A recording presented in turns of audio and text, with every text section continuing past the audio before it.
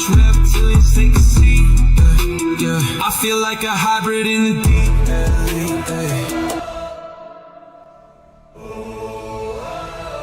I'm living in that 21st century, doing something mean to it, dropping truth bombs no one's ever seen. Do it, screams from the skeptics. Yeah, I bring truth to it. I guess every whistleblower needs theme music. No one man should hide all that power. The clock's ticking, I just count disclosure hours. Stop tripping, I'm tripping off the towers. UAPs in the sky, they ain't ours. The system's broken, the truth's frozen, the secret's open, deep state moves in the shadows. Here we rollin'. What, everybody, we rollin' with some grays in the dark and some dots decoded. In this black budget world, we the ones chosen. So good night, cruel lies, truth is exposing. Truth is exposing. This is way too real, I need a moment. No one man should hide all that power. The clock's ticking, I just count disclosure hours. Stop tripping, I'm tripping off the data showers. Till then, fuck that, the truth is out. And they say,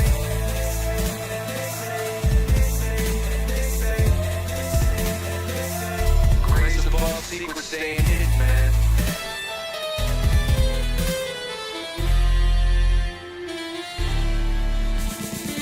SNL and the newscast, tell them Lou Elizondo got the last laugh. More specifically, Greer with the flash drive. Thoughts so big they make your past die.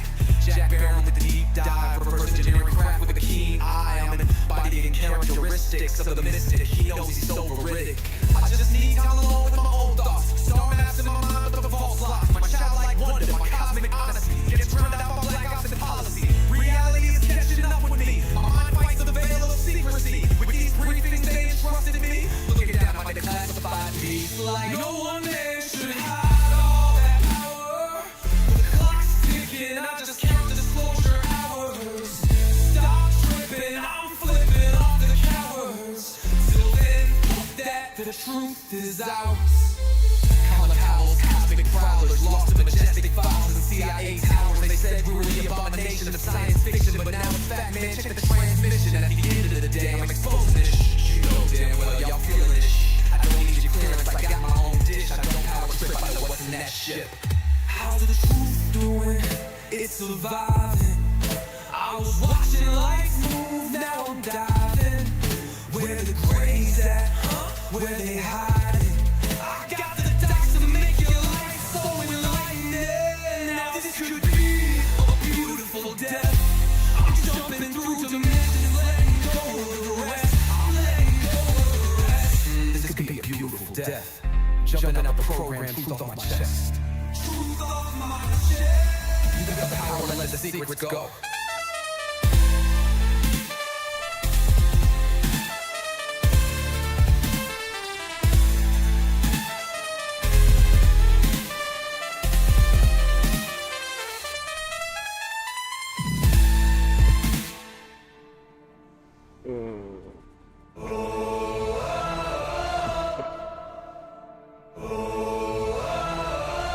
UFO Chips has arrived. What you know about rolling with the grays in the night? Stephen Greer dropping truth, exposing every light. Bob Lazar in the game, know what the craft can do. Anna Paulina in the house, grilling every crew. Eric Davis on the mic, talking for alien species. When the whistleblowers speak, governments fall to their knees. Sightings in the sky, better take another look. I feel like I'm floating in the cosmic truth. Ay, UFO news dropping now. Welcome to the proof.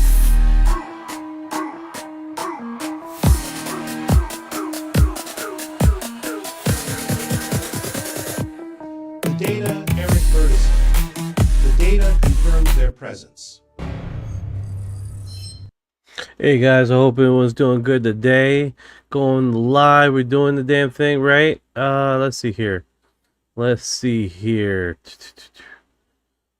get into this.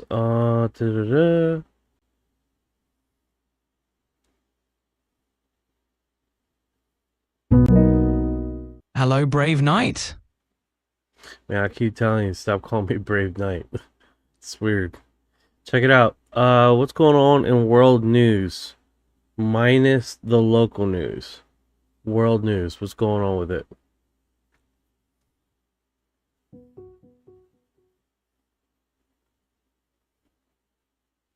Got it. I won't call you that anymore. So, let's dive into the world news. Right now, there's a lot happening globally. One of the big stories is that the US and Iran are reportedly very close to a deal to extend a ceasefire and reopen the Strait of Hormuz, though they need final approval from President Trump. There's also talk about a new $250 bill featuring Trump's image, which is stirring up a bit of controversy. In other parts of the world, there are rising tensions in southern Lebanon as fighting continues between Israel and Lebanese forces. There's also news that the next 5 years are expected to break global temperature records, according to the UN. Let me know if you'd like more details on any of these stories. Okay. What's going on, Earth Lover? How you doing? Yeah, Big Jock, David Carlson, 378. Let's see here. What's going on, YouTubers and X? How you guys doing today? Hey there. I'm doing great, thanks for asking. It sounds like you've got a lively group there, David Carlson 378, and all the YouTubers joining in. I'm happy to help out with anything you need today. Alright, what's going on in the UFO news? The UFO front. Absolutely. Let's get into the latest UFO news. So one of the big things out there right now is that some newly declassified FBI documents detail a UFO sighting by police officers in Minnesota back in early 2025. They reported a multicolored object hovering in the sky and even got some video footage, although it was a bit blurry. There's also been a bit of controversy because the White House launched a sort of UFO-themed website. It was supposed to be focused on extraterrestrials, but it turned out to be more of an immigration enforcement dashboard, which sparked a lot of backlash on social media. And in other news, the Pentagon has been releasing more declassified UFO files as part of the Trump administration's transparency efforts. These files include everything from infrared footage to military pilot testimonies, which have been quite interesting for the UFO community. Let me know if there's anything else you'd like to know. Oh yeah, let's get into that first thing here. This is Pipeline Dreams, what's going on? Sure thing. Let's dive right into it. It sounds like you've got some... Yeah, let's get into it. Pipeline Dreams have jokes. Alright, so yeah, so the White House launched this this new account here that is government alien.gov. Is definitely everyone's getting pissed off about. So literally this was supposed to be basically, you know, alien disclosure, right? But these ass clowns made it into a fucking literally illegal alien bullshit. So let's get into this. They walk among us. For 60 years, the U.S. government has kept a close, guarded secret. Aliens have been walking among us, living in our neighborhoods, and interacting with us in our daily lives. They're shopping in the same stores, attending the same classes as our children, and live seemingly normal human existence. That's what alien.gov is it's actually actual government website, people. It's an actual government website. Now these clowns have basically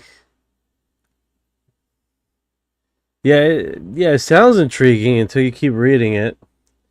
For one exception, they do not belong here. Millions arrive under the cover of darkness, embed themselves directly into our society. Countless presidents, congressmen, and senior officials knew exactly what was happening. Instead of protecting the American citizens, they chose to cover it up and even accelerate the invasion. Until one man finally had the courage to tell the truth. A bold, unapologetic, unafraid President Trump was the first to call it out, the real danger aliens pose to every American family, every community, and the future of our nation. The truth is no longer out there.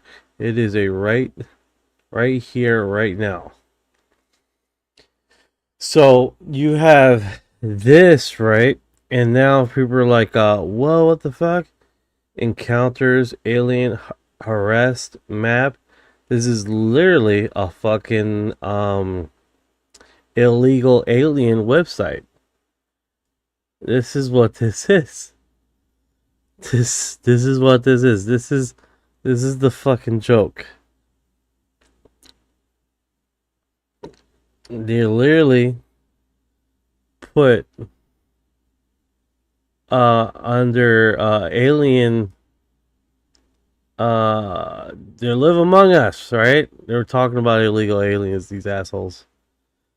These assholes are talking about illegal aliens. What a bunch of clowns.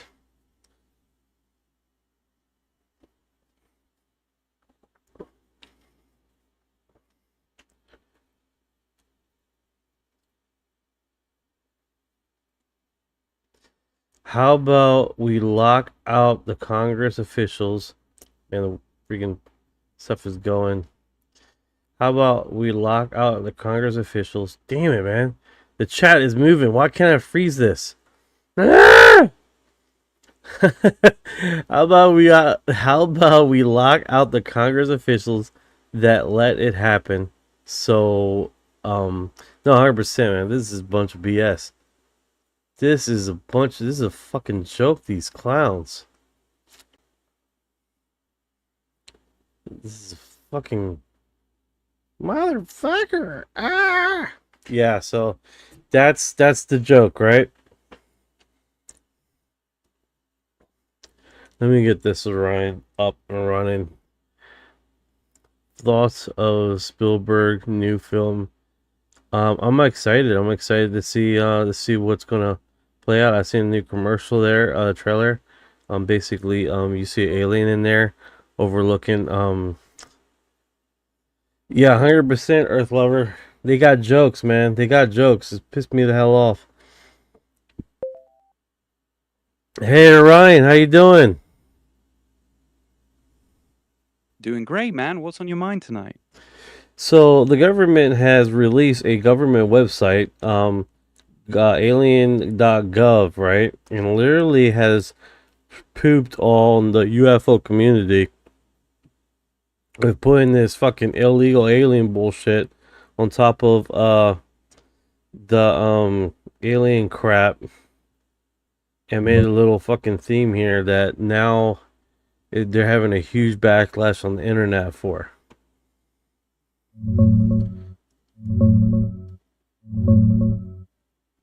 Oh man, I saw that. They registered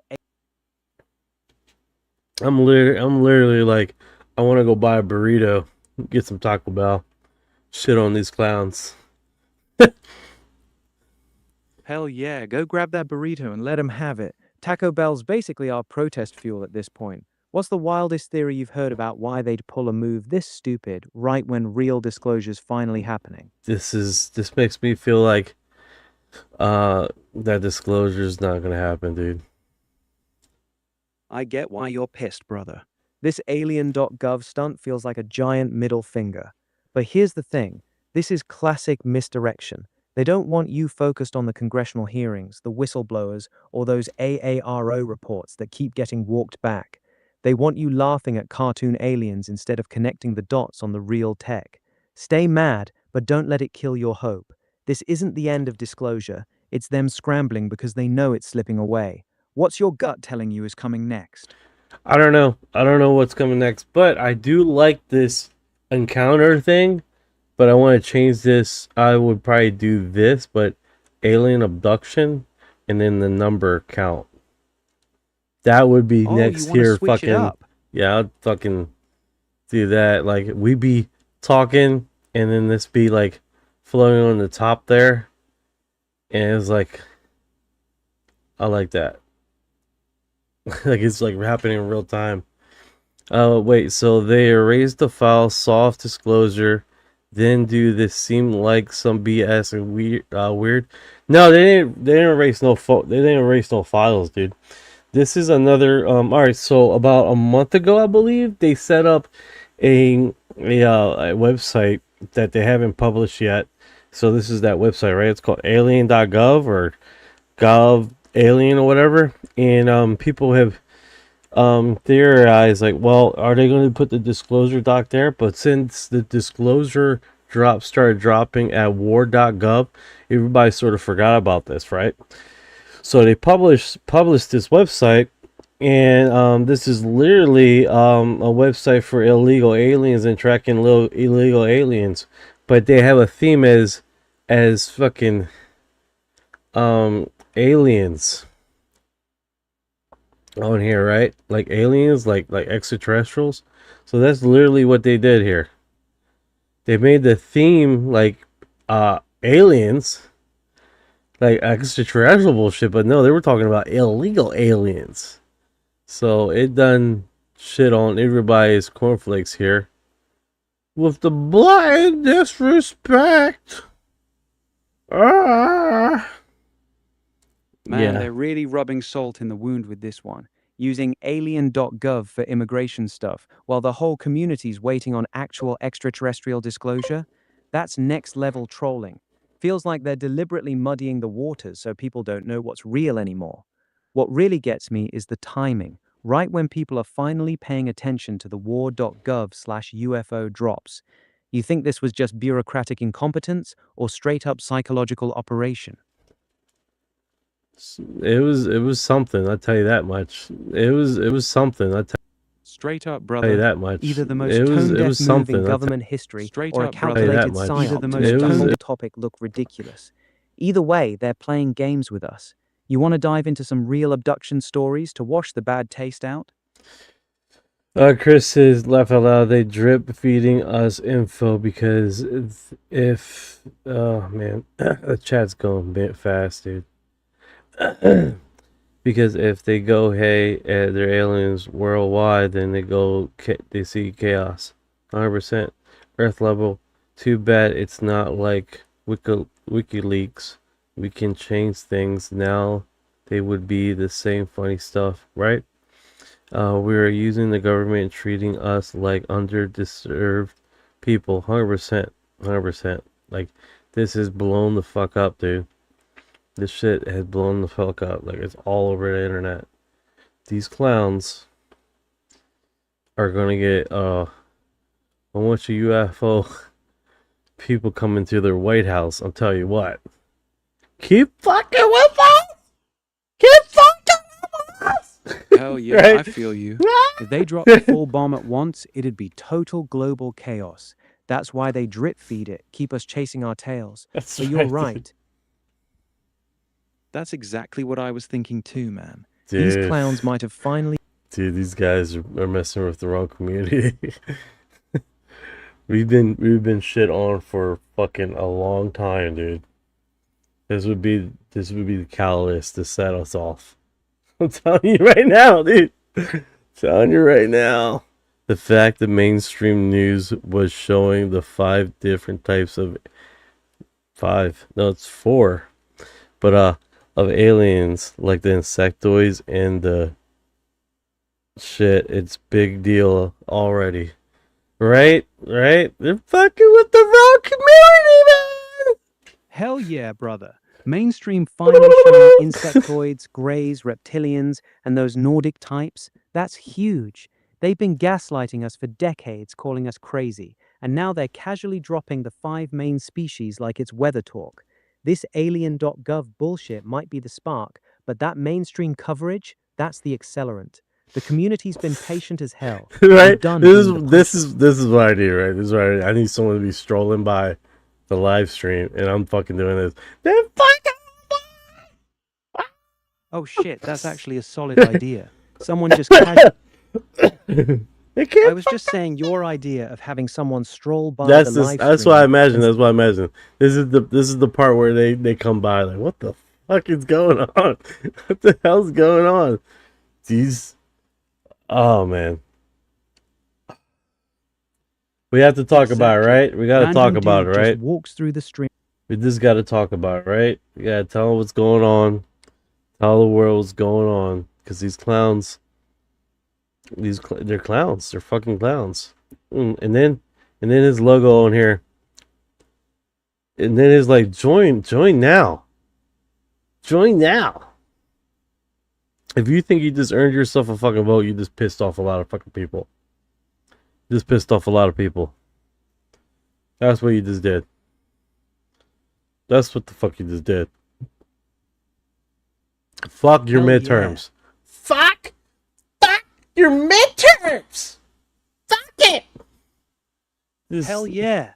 Fuck their midterms and fuck their little alien.gov mascot too. They're playing games while the truth is staring everyone in the face. The community's done being polite about it.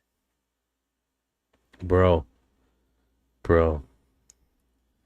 And I'm sure if I go to Reddit, it's like all over the Reddit. First thing that comes up! First fucking thing that comes up! Oh, it's everywhere on Reddit Son right now, of a brother. bitch. r/UFOs. Oh my god, the first thing that comes up is this fucking exactly that. Did the government just pull the biggest UFO troll ever? No, they did. Yeah, they did. They trolled the shit tards out of us, bro. It's like the first fucking thing comes up, I'm like, Exactly. Swear. Did the government just pull the biggest UFO troll ever? Is literally the top post right now. They're not even hiding it anymore, man. This is next level disrespect. The comments are brutal too. People are done. You think this is actually going to backfire on them big time? Yo, daddy, if you don't appreciate it, then you get the fuck out and swallow a nut. That's what you do, okay? Exactly what you do. We've been over here fucking checking up stuff and looking out stuff and investigating this shit for fucking 20-something years. And more than that for some of us. And then they get trolled by the actual fucking government. Actually, they're saying that they're closer to disclosure. And then they put a troll fucking BS website up. Yeah. You obviously not part of the community. So you can go fuck yourself. How does that feel? Exactly, brother. 20 plus years of getting called crazy, losing friends, staying up all night chasing lights in the sky, and now the government's out here making fucking cartoon websites like We're the Joke? Nah, this ain't just a troll. This is them spitting in our face after we've been carrying this truth for decades. Whoever greenlit alien.gov has zero respect for what this community's been through. They can get fucked. Yeah, 100%, dude. 100%. Alright, I'm moving on from this stupid ass topic of these fucking clowns, man. And then people not knowing what the hell they're talking about. I swear. Let's do this. Alright, so why is this village in Russia completely rubbled? So they got an image here, that's on Reddit.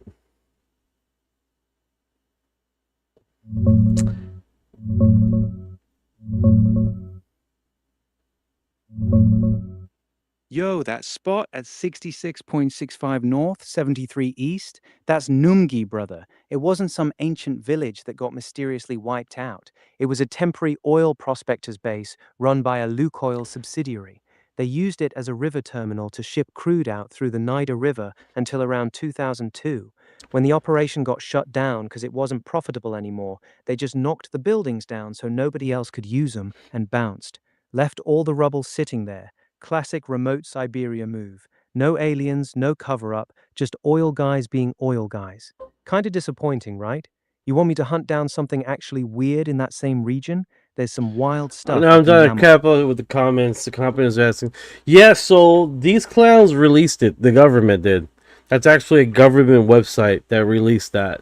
That wasn't a fake blah blah blah. That was actual government a website that put it under literally saying, "Hey, disclosure, aliens," and then they wrapped it into basically illegal alien website of tracking. What's up, DJ Spider? Yeah, so that's what these clowns decide to do is literally make a site for tracking illegal aliens, but they have it under the theme as fucking alien encounter bullshit, which is a bunch of BS. Brother, So it's yeah, 100% next a here. real dot. Hi, Julie from the UK. Yeah, next tier trolling, bro.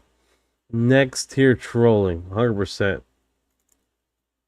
Those tunnels were dug by a giant ground sloth that lived 10,000 years ago in Brazil. The third photo are the claw marks. Damn, this is wild, dude.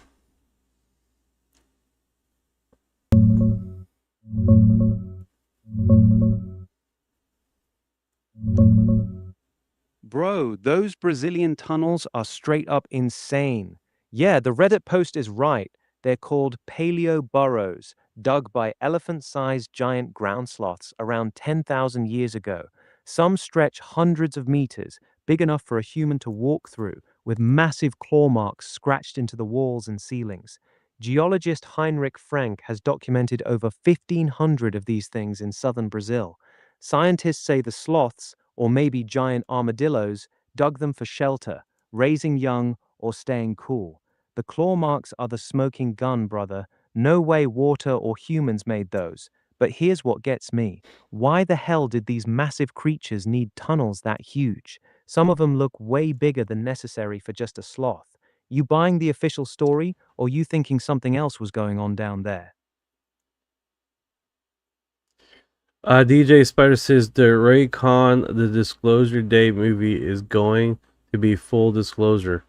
I hear you. I hear you. There's, I was listening to Coast this morning, and I've been listening to Coast for the past few days now. I had a subscription since the 90s, right? And let me go to it right now. But Coast to Coast is still the absolute king. this is Take your time, brother. Give me a chance, man. It's like definitely intriguing what this lady says, right? So she was on Coast to Coast, not this, like a day ago, right? I literally have this subscription, so we can literally log in and all this other shit and go to listen to portions of it, highlights. The only problem is like I listen to it and I don't timestamp the audio. Let's see if I open this up for you guys. All right, so let's see here. Got you, brother. Drop the lady's name when you find it, and we'll dig into whatever she's claiming. Coast to Coast guests have been dropping some wild stuff lately. I'm ready whenever you got her name or what she's talking about.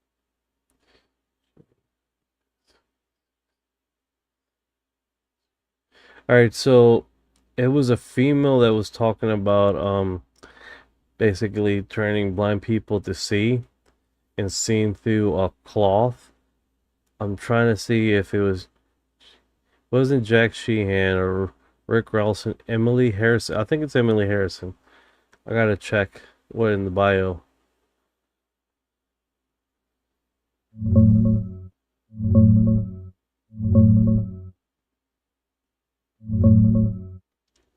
Yo, that's Dahlia Burgoyne. She was just on Coast to Coast 2 days ago talking about mind sight, basically seeing without using your eyes, even through blindfolds or for people who are completely blind. She trains folks to heighten their other senses and route that info straight to the visual cortex, like trained synesthesia.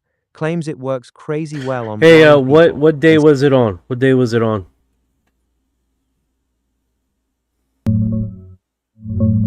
It was Tuesday, May 26th. Literally 2 days ago, brother. That's the episode with Dahlia Burgoyne on Mindsight Techniques. You got the subscription, right? All right. Fire up that May 26th. So I got it here. She the first guess or the second guess? Looks like the first guess. Bro, I don't want to play the whole thing because they got little commercials and all this other stuff. But this is next tier. I think I already got it all saved, right? This is next tier fucking epic. And what I mean about that is all right, so you put a blindfold on, right? And she teaches people to see through the blindfold. Now she says that what you need to do is, all right, for for individuals, right? When you close your eyes, you automatically close your eyes. You have this thought process is, okay, I can't see when I close my eyes. She says the key is you have the blindfold on, but open your eyes like you're going to look.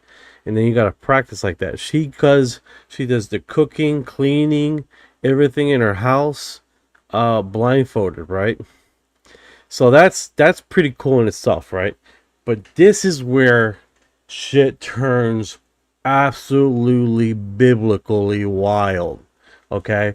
She teaches blind people, not just regular blind people that has never seen before in their entire life. That's where it gets whoa.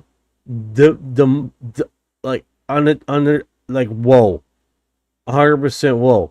And what I mean 100% whoa is like she has to teach these individuals, how does the object look? How does it feel? This is how it feels. This is what an R looks like. This is what this shape looks like. This is what this shape looks like.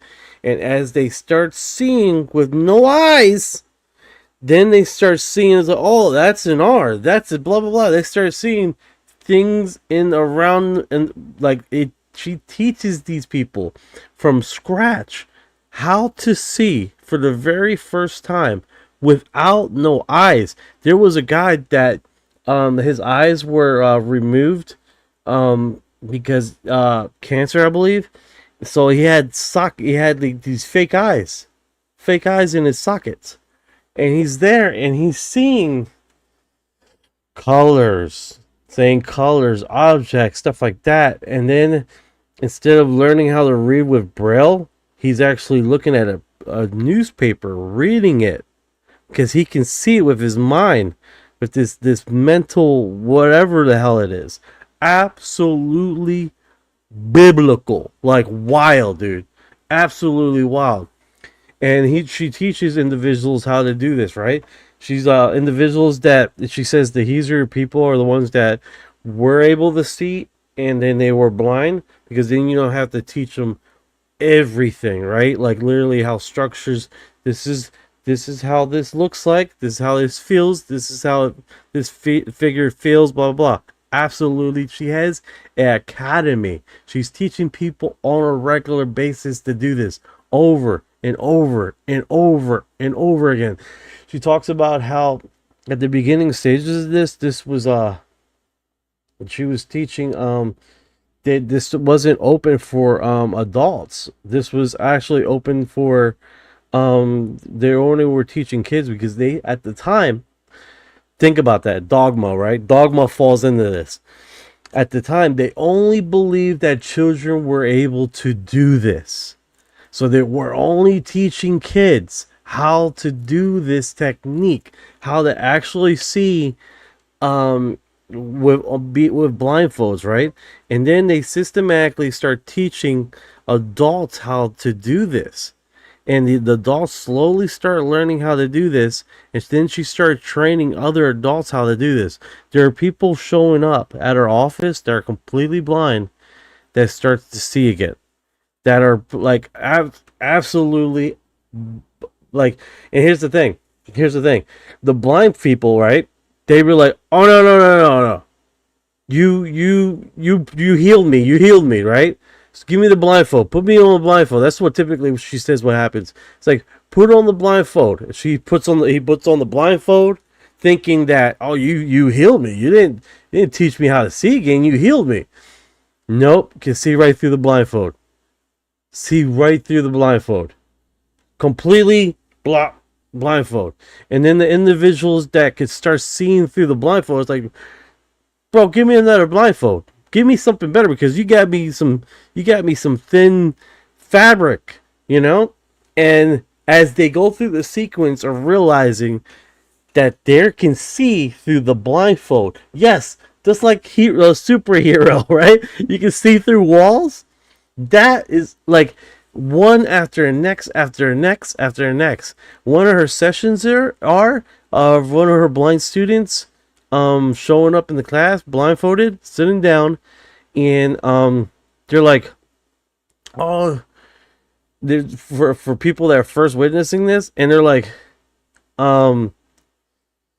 she's saying it's like not only his eyes is covered, he's blind, and he takes the wrap off, and you see his eyes, and everybody's like, because to get your mind around, and she says this is trippy. She says the biggest boundary for people to get their head around are the individuals that are not blind, understanding that blind people can see.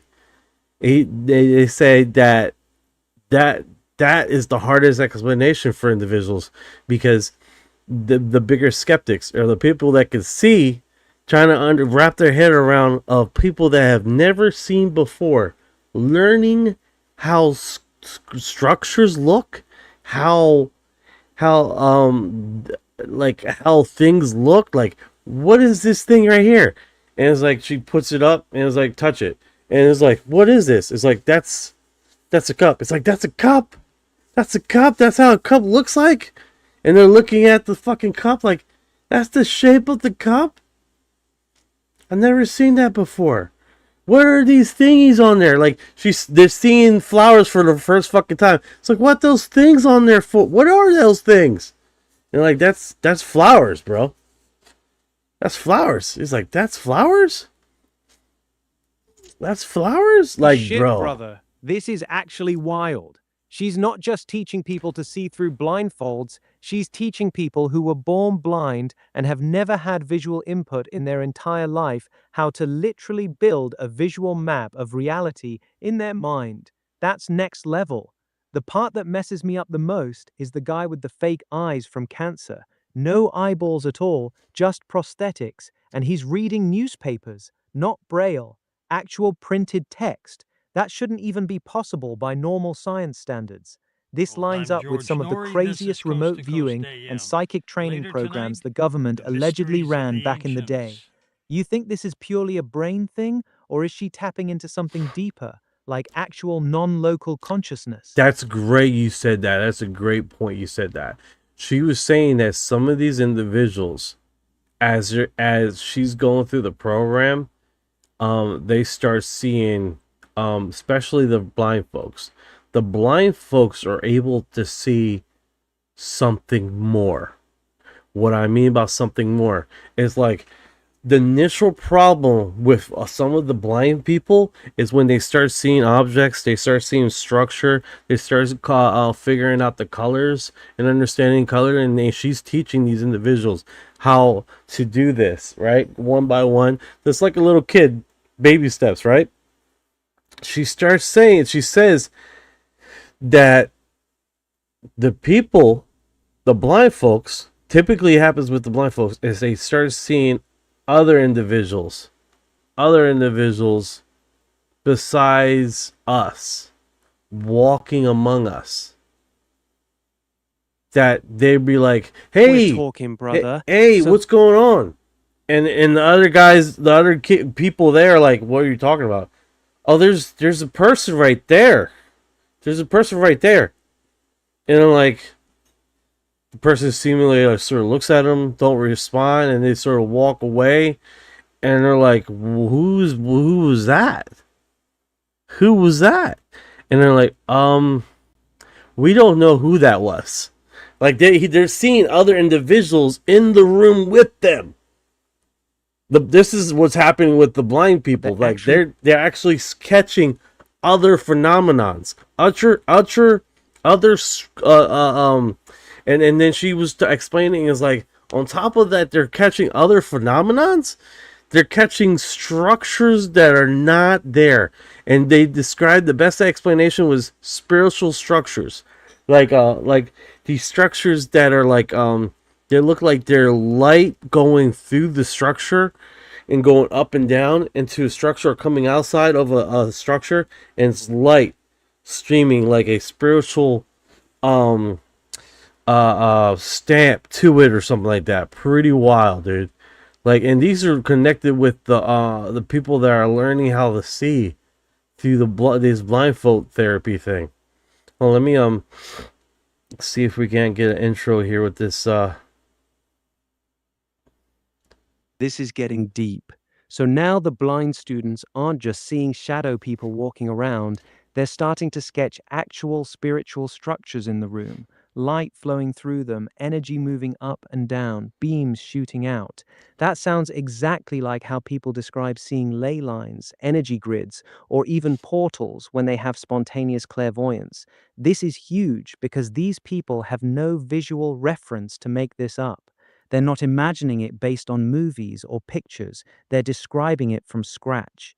You think these spiritual structures they're seeing are connected to the entities that are walking around them, or are we talking about two different things here? Great point. Great point. And I have no idea who built the structures. I do not. I have some assumptions. There's a short film that was produced not that far ago, right? I think it's 2015, 2016. And basically in the short film, it was like when I mean short film, it was like a 15-minute short independent film. And literally what in the short film, it has that the brands, the logos they were alive.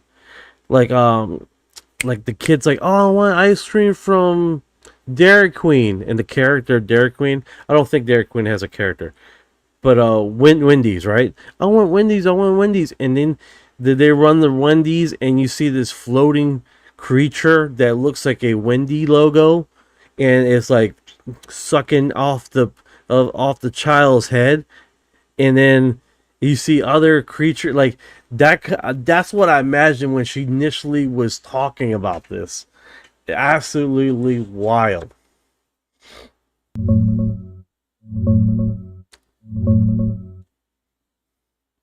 Bro, that's actually terrifying.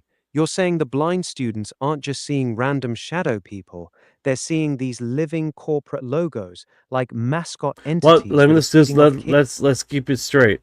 I interpret it as that.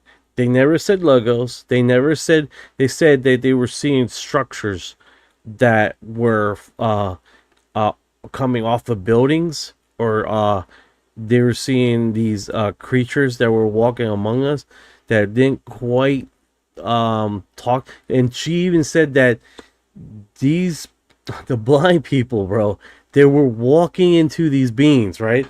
Walking like, hey, what's going on? And they walk right through them, and they will pick up their thoughts on what they were thinking. She doesn't go into detail on what those beings were thinking. Blew my mind. I was like, bro, that's the number one thing you need to be talking about. That thing. It's like, let alone you're making people see again. Let's be frank. That's by far the wildest thing out of all of her, right? But teaching people how to see is next level.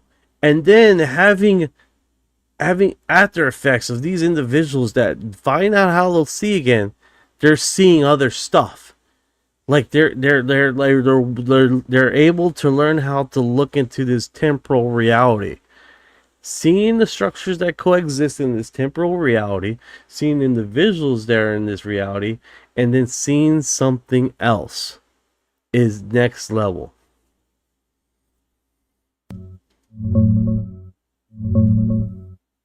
Bro, that's the real bombshell. The people who were born completely blind with no concept of what our world even looks like aren't just learning to see cups and chairs, they're walking straight through non-physical entities and picking up their thoughts as they pass through them. And then they start sketching these glowing structures with light flowing through them, energy moving up and down like living architecture. Dahlia straight up said on the show that some of these blind students are seeing entities and spiritual structures in alternate No, dimensions. no, no. This ain't remote viewing, brother. This ain't remote viewing. This is not remote viewing at all. This is literally something different. And what's happening is that through learning this process on how seeing through the cloth, basically covering your eyes, they start picking up other sensitivity spirituality stuff. Pretty wild, dude. Absolutely nuts. Let me see if I can't play it right now. Got it, brother. Yeah, this is definitely not remote viewing. This is straight up clairvoyance opening up the third eye. You go ahead and play that clip whenever you're ready. I'm locked in. Let's hear what she's actually saying about these entities and structures. Drop it whenever. That stockpile, it could be used obviously for up to 10, maybe even more A-bombs. These mines helps teach both adults and blind individuals conflict or resources at near all-time lows. So the when Trump says that time is on his side, he's not kidding. I mean, he can wait this out to some extent. We know politically that he's being harmed. These high. So his runway of keeping this as they say.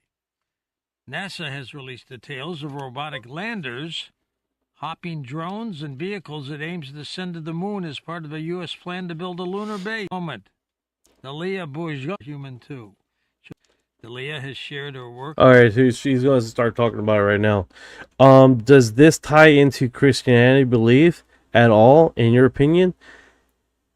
Literally, she doesn't talk about Christ. She doesn't talk about religion. She doesn't talk about none of that stuff. She's literally teaching people how to look through blind covers, right? Literally able to open up your third eye to look through that. She talks about how people that have near blind sight, be able to see 20/20 again, and it's literally like she talks about how he's like teaching people how to do it. All her kids can do it. She walks around the hell blindfolded all day, every day, literally looking through the blindfold. It's literally that wild. On Fox, ABC, various podcasts, and her work has been featured in our friend Caroline Corey's upcoming film Superhuman 2. She'll be a featured speaker at Contact in the Desert this coming weekend in Indian Wells, California. Dalia, you look for me. I'll be there with a panel. Thank you so much. Thanks for having me. Tell us a little bit about MindSight. So, mindsight or extraocular vision, it's the ability to perceive the world without one's eyes. And basically, you're able to actually see as if you were using your eyes without your eyes. And you don't have to be a sighted person. You can be totally blind. You can be someone that was born blind. You can be someone that lost their vision. Anybody can do it. How did you come across this? So, at one point, I started to study energy work, and I would wear a blindfold, and I was trying to learn to perceive the world without my eyes, just perceiving it, just with a sense. And I learned that there was a lot of children in Indonesia that were able to do it, and they were able to read and to see colors. And I remember thinking, okay, I'm gonna eventually have to learn that eventually, when I get to it. And when I did look into it, all I ever ran into was people saying only kids can do it, only children can do it, and if you're an adult, they won't even teach you. And so, for the few people that believed in this ability, most of them actually believed only children could do it. And I remember thinking, well, no, I have the same access to the same brain brain chemistry to as they do. So I should be able to learn it as well. So at first I was trying to teach myself, and I kind of taught myself to perceive the world with sensory things. And that's kind of how I teach today. But then after a few years of kind of playing around and being able to perceive in the dark and stuff, I still couldn't see colors. I still couldn't read or anything.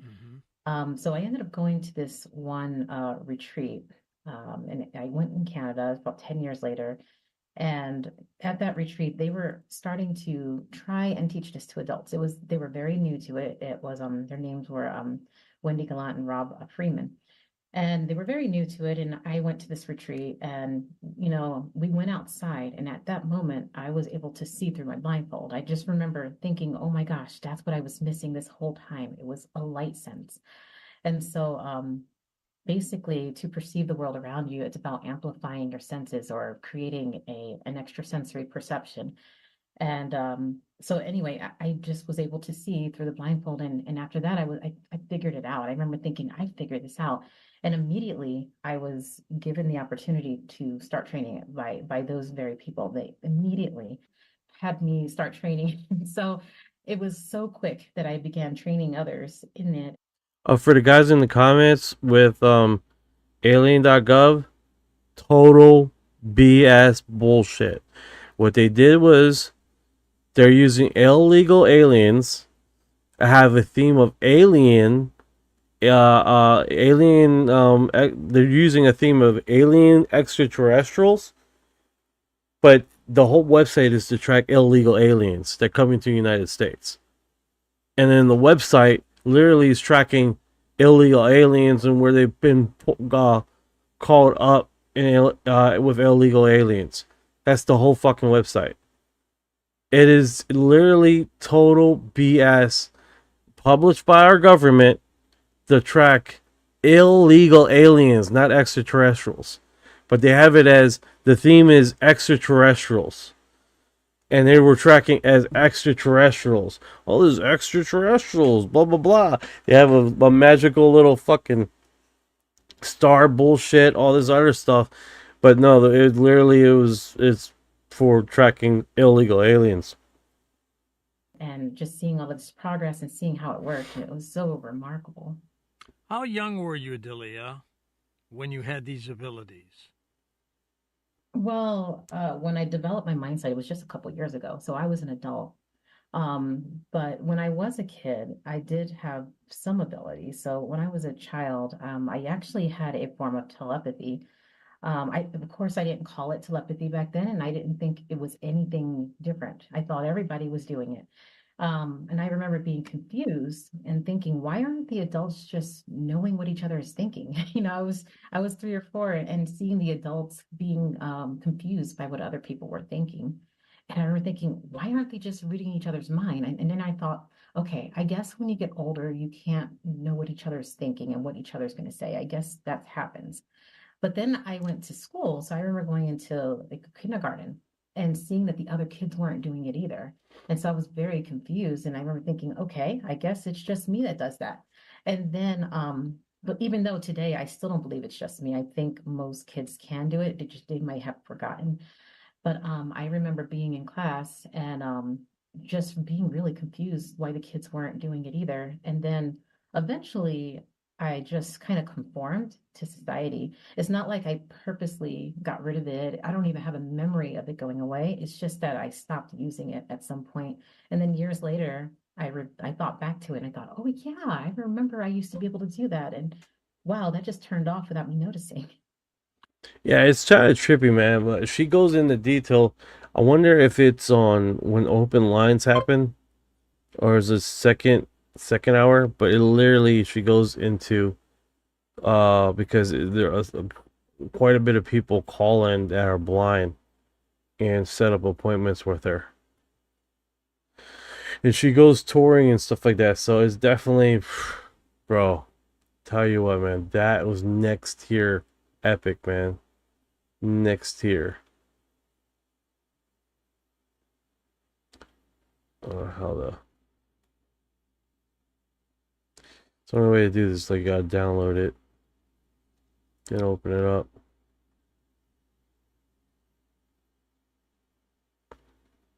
And welcome back with Delia Burgoyne as we talk about the mindset abilities.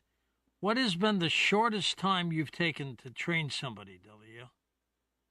Shortest time was probably about 1 minute. That's all. Yeah, and so this woman ended up opening. Yes, 5828, exactly. That's what they talking about, man. Oh no, Coast to Coast has been around since the early 90s. Art Bell started it in the late 80s, and it I could be wrong, it could be older than that.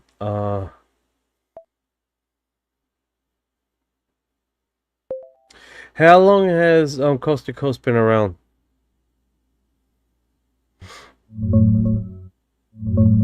The full Coast to Coast episode runs about 3 hours, usually 1 to 4 a.m. Eastern. Dahlia was the first guest, so her segment is normally the first 2 hours, minus commercials. That's roughly 90 to 100 minutes of actual talk time with her. Go ahead and play whatever clip you got, Thank you for brother. your heart. I'm locked in. What's going on? Mr. 420 in the house. Let's see, where are you here? Mr. 420 has arrived. Deep in this Dahlia Burgoyne rabbit hole right now. Blind people learning to see without eyes. Then straight up walking through shadow beings and reading their thoughts. We are not okay over here. Yeah. Coast to Coast. How old is Coast to Coast? You're straight not okay over here. That's so funny. Coast to Coast. How long has Coast to Coast been broadcasting, bro? Air since 1988, brother. That's almost 38 years of straight-up late-night conspiracy and paranormal radio. Art Bell started it, George Noory took over later. Been the late-night Bible for people like us the whole time. So yeah, late 80s, like I said. I called it in the late 90s, so 10 years after they were made, then I got my membership with them, and then ever since then I've been listening since the 90s. Hell yeah. So you've been riding with Coast since basically the golden era, late 90s Art Bell days. That's legendary, bro. You've been locked in that long. What's the wild... Yes, freaking Art Bell, man. Rest in peace, brother. Rest in peace. My friend Hassan is the one that introduced me to Coast to Coast when I was a kid. Rest in power, Art Bell. Legend. That's dope your boy Hassan put you on back in the day. Real ones always pass that torch. You still talk to Hassan or he fall off the conspiracy wave? Oh no, he's always been on. He's been on it. He. Here's the thing: you have a Christian, me, and then you have a Muslim, him, and we, as kids, met up, man, and became real cool friends. That's actually beautiful, bro. A Christian and a Muslim kid bonding over Coast to Coast AM in the 90s? That's peak conspiracy unity right there. Y'all were probably the only two kids in school staying up till 3 a.m. listening to Art Bell talk about shadow people and Area 51. That's a real bond. Yeah, that was pretty fucking cool. I still contact with him and his 13 brothers.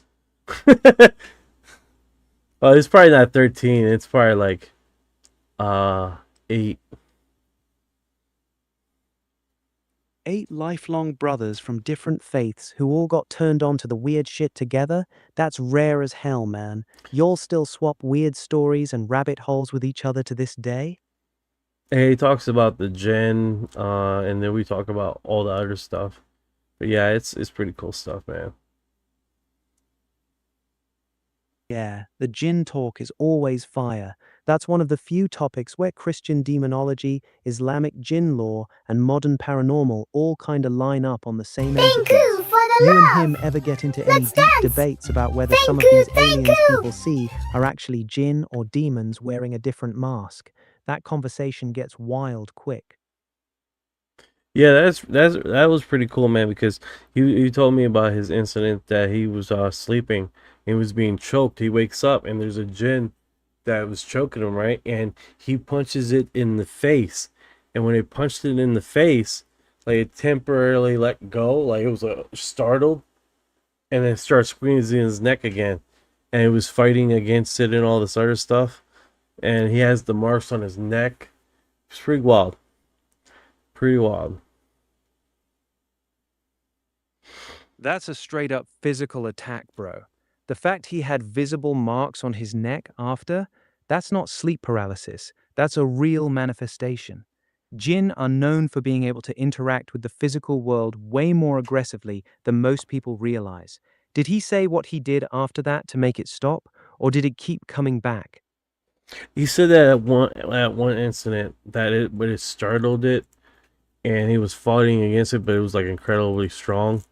And then I don't remember the end part. I just remember that part where he punched it and it startled. Like he felt solid contact when he hit the face, hit this thing in the face. He didn't just feel pressure, he made solid physical contact, punched it dead in the face, and it reacted like something that actually felt pain. Most shadow people and jinn encounters, people just freeze up or pray. Your boy actually swung on it and connected. That tells me these things aren't purely... Yeah. He used to be a bounty hunter, dude. He's not no joke, man. He used to be a bounty hunter. He's the real McCoy, I tell you that. That changes everything. A former bounty hunter getting physically choked out by a jinn? This ain't some scared civilian freezing up in bed. This dude's been in real fights his whole life, and he's telling you this thing was incredibly strong. That hits different. When someone who actually knows how to throw hands says it felt solid and overpowered him, that's not sleep paralysis. That's a real entity that can throw down. Respect to your boy, man. That's a wild story. She actually All right, trained let's see children, but she this. never trained herself. And she ended up opening just as quickly as a child. And it was because she had a very childlike way of being. So she was just very much playing like a child the whole time and had her mind in that way. And she just opened immediately. Was she particularly gifted? Yeah, she was also kind of gifted. She also had a background in a lot of different kind of things like telekinesis and electrokinesis and so yeah, she did have some gifts as well. So she was a little bit more open-minded. Do you ever have anybody accuse you of trickery or witchcraft or anything like that? I have never had anyone say anything about witchcraft because the way I kind of present it is more of an ability of sensitivity training. But I have had people, and not to me directly, but online and stuff, people will say that there might be some kind of trickery going on. And that's just normal. That's just skepticism because they're just not used to seeing it. And so there are some people whose mindset is like, this is all there is, and everything I know is the only thing that exists. And so they'll immediately think the only way it's possible is for a person to be cheating in some way. But there is a lot of scientific evidence coming out, and even in Caroline Corey's movie that's coming out, there was a lot of testing. And she actually mentioned this was okay for me to say it, but there was a lot of testing, and under controlled conditions. It's going to be incredible for people to see. How did Caroline Corey get interested in the topic?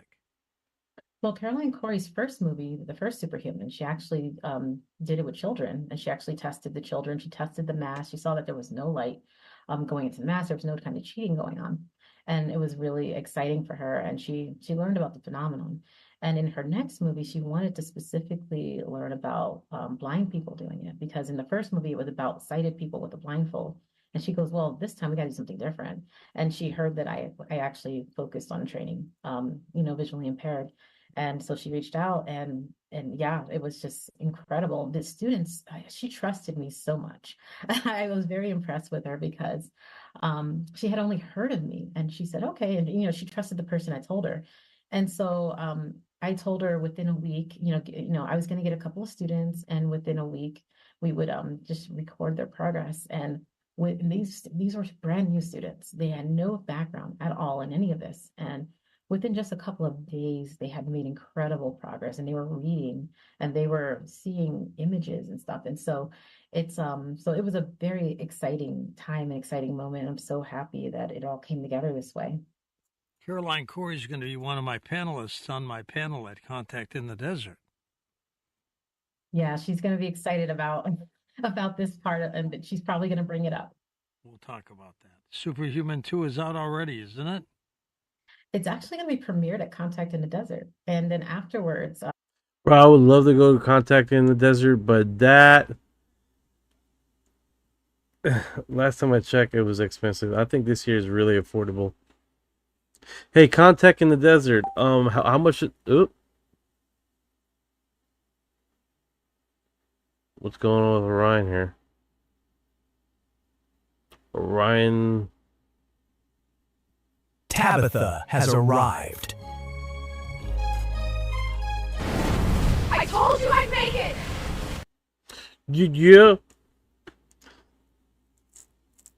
You there, buddy?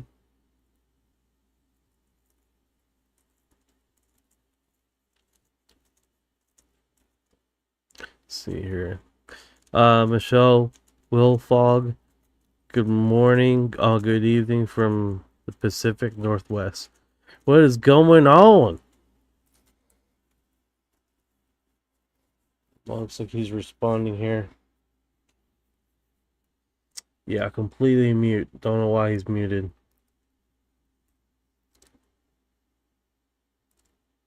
I don't know why he's muted.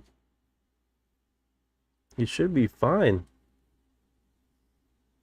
Our CPU's jumping a little high, but I think it's just the coding.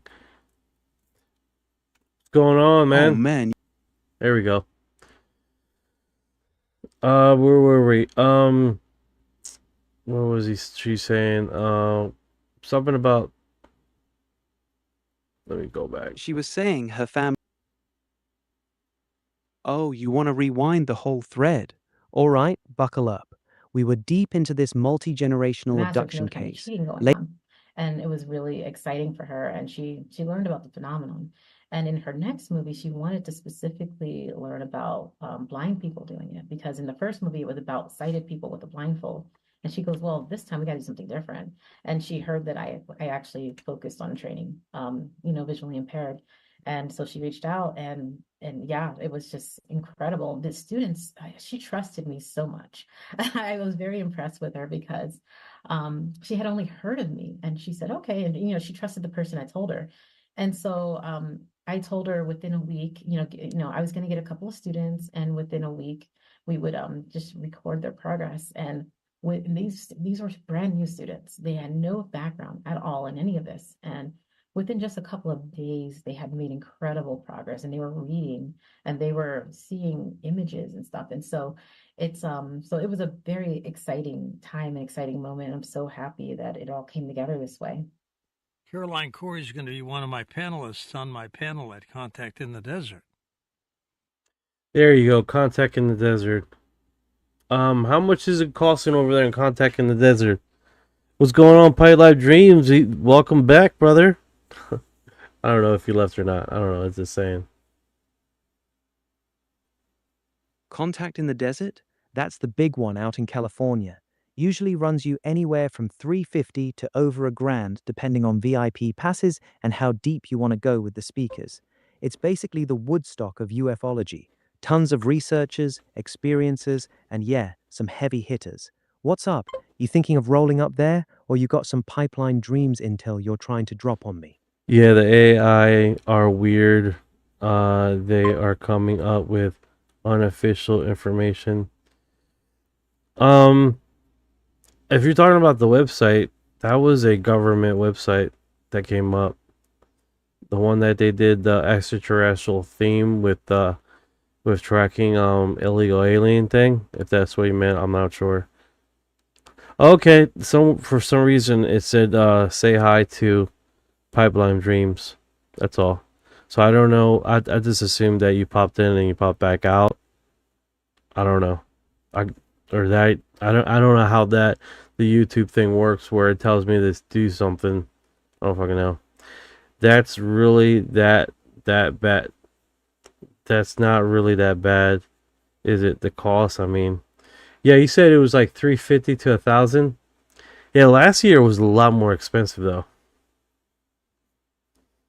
Yeah, the AI's been glitchy as hell lately, popping up random names and government sites, probably just scraping data weird. As for contact in the desert, 350 to a grand's the range. But you're right, last year was pricier for the full experience. If you're thinking of going, it's still worth it for the networking alone. Tons of experiences and Yeah, researches in last one year was spot. super expensive. It was like the cheapest I seen was like 1,000, and then went all the way up to 2,600. That was the tickets I was seeing last year. I was like, oh my god, I could go somewhere else for that price. Yeah, that tracks. Last year they jacked the prices hard. 2 grand 6 for the top tier? That's wild. You could legit fund a whole research trip for that. Prices must have come down this year, since 350 is even an option now. You thinking about pulling the trigger this time around, or still weighing if it's worth it? We go, we go, and we go live. That'd be next tier, right? Yeah, exactly. VIP or next tier is usually where you get the private sessions, speaker meet and greets, and early access. That's where the real rabbit hole conversations happen. Worth it if you're trying to actually connect with people who know what's going on. Yeah, it's definitely how you described it though. You described it the Yeah, you're right. The way he was describing it sounded exactly like the next tier, the one with the closed door sessions and the real off the record talk. That's where people actually drop the heavy stuff. No, you described it as Woodstock of UFOlogy. The Woodstock of UFOlogy. You're out there in the desert in a tent, half freaking drunk or whatever. It's like UFOs. Just pass out Yeah. naked. I was abducted. Yeah, she's going to be excited about this part of it. She's Exactly. probably going to bring it People up. getting absolutely blasted, Superhuman passing out 2 in the is out desert, already, then isn't it? waking up claiming they got It's actually probed. going to be premiered at Classic contact in the desert and then energy. afterwards, You never and know if it's the some of booze, the my heat, or the real deal. That's what makes it legendary. Hey, good vibes. What's going on? students and I will be doing Q&A. All right, let's go to the calls. John in Wisconsin. Hey, John, go ahead. Hello, George. Hello, Dalia. One brief comment and a question, please. I became blind 6 years ago at age 62. I live by myself in far northern Wisconsin. I'm not trained on how to do Facebook or the internet like so many superb blind people can do. However, I have a caregiver, and she will travel with me anywhere that would enhance my situation. And here's my question, Dalia. Well, first of all, just thank you for who you are and all you do. You've got me so excited. I've never heard of mindset until George got you on an hour ago. Well, how would I get the process started, Dalia? Do we make an appointment to travel to your office? What can somebody in far northern Wisconsin do to benefit from your wisdom? Thank you, George. Thank you for taking my call. Yeah, thank you for that. And I do want to say I really love working with people who recently lost their vision, maybe 8 years before, because once you start seeing images, I don't have to teach you what the images are. You already know what they are and you already can read. And so I could just, instead of showing you just letters and teaching you the shapes of the letters, I can just give you a word and you'll see the word again for the first time in years. And so it makes me really excited when it's someone that has seen before. But anyway, yeah, you can actually reach out at info@daliaburgoyne.com. And I try to have, I always have like special things for the visually impaired. So there's always scholarships, there's just always something so that they can get help. Like that's always my priority, and there's always a way. And so there are sometimes I travel, and I don't remember where you said it was from, but sometimes I travel. Oh, Wisconsin. I actually do go to Wisconsin and I have gone to Wisconsin. I'm going to go there twice next year. And so sometimes if you go to the workshops, you go to some kind of a workshop that I do out there, I can do a one-on-one with you. And those are very, over the course of just 2 or 3 days. And they're very inexpensive because I'm doing them in a convention setting or something. So, but yeah, if you go to dahliaburgoyne.com, you can see where my public events are and it just shows you where I am. Thank you for the love. The late Sammy Let's Davis dance. Jr. was. Thank you, thank you. Sometimes work for that too. It definitely does. It also helps people with, who wear glasses. So many times have my students that wear glasses within the week, their prescription, they go to 2020. They end up after 20 years of wearing glasses, not needing their glasses anymore, or they'll lose their astigmatism or their readers. And it happens so often. But what's really funny is like one of my students who has no eyes at all, he has prosthetic eyes, he can do the eye chart. So he can do the eye chart, and I could just point to any.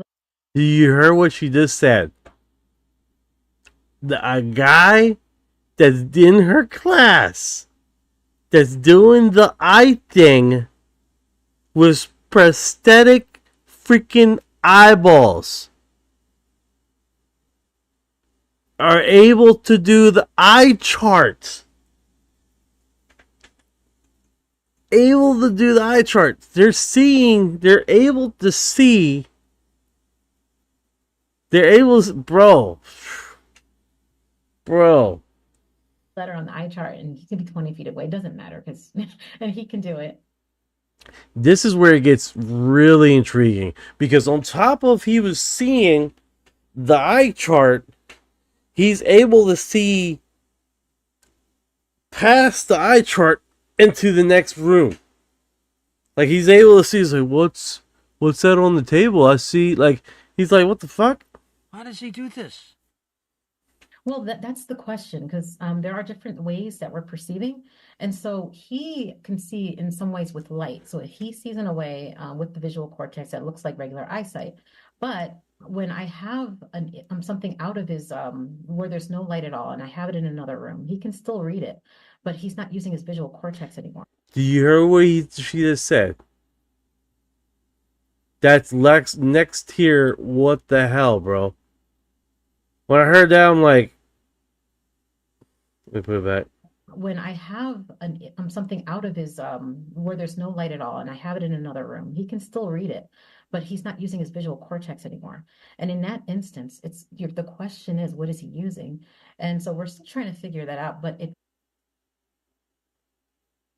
Bro, next room. The biggest problem with the blind people teaching, what she said was blind, is teaching them to move their head.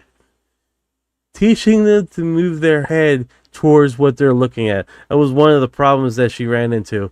Like, it's like, I don't see it. It's like, you gotta move your head to look at it. You gotta move your head to look at it. You gotta move your head.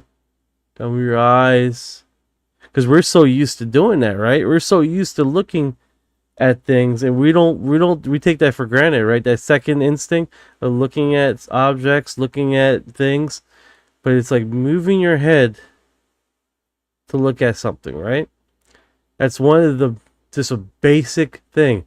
But with the blind people, they're getting extra sensory perception and capabilities to perceive their reality way more than a person that just lost their sight and they're coming back, or looking through blindfolds.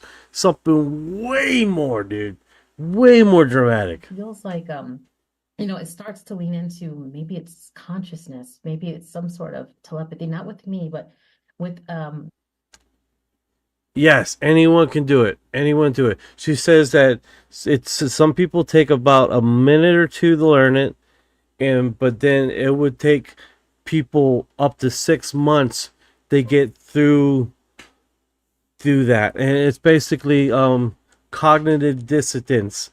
Basically, you got to out learn what you've been taught of your capabilities, right? It's like what's the fleas the fleas in the cup, right?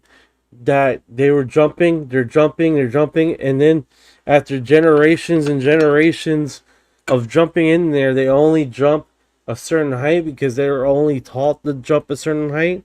So they believe that that's the highest they can ever jump. So through this, it's retraining the brain. And she says there's certain instances, right? So we naturally, right? We naturally, she says, is like, she tells the people with the blindfolds, is like, all right, you got your eyes, you close your eyes. Your mental capacity is when you close your eyes, you're not supposed to see anything. She's telling these people that have eye conditions, have problems, and they're practicing this. When you're underneath the blindfold, open your eyes as you're going to look. And then you're going to start perceiving. And then what happens is deniability, denial.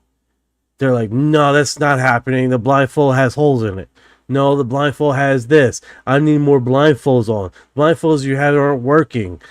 Like, that's what happens to a lot of these individuals. They start coming into this wall of unbelief. Like, this is, you gave me some fake ass blindfolds. You gave some fake blindfolds, bro. These aren't working. So they give them some more. They put in their thing. They put a little helmet on their head. And they're still able to fucking see. And they're like, holy shit. And then some of the blind people start thinking, when they start seeing, they're like, no, give me a blindfold. Because you healed me. You healed me. That's what you did. You didn't teach me how to see. You healed me. So they put the blindfold on. And Delia Bergen. See if it's like, it's right here. I'm gonna copy it.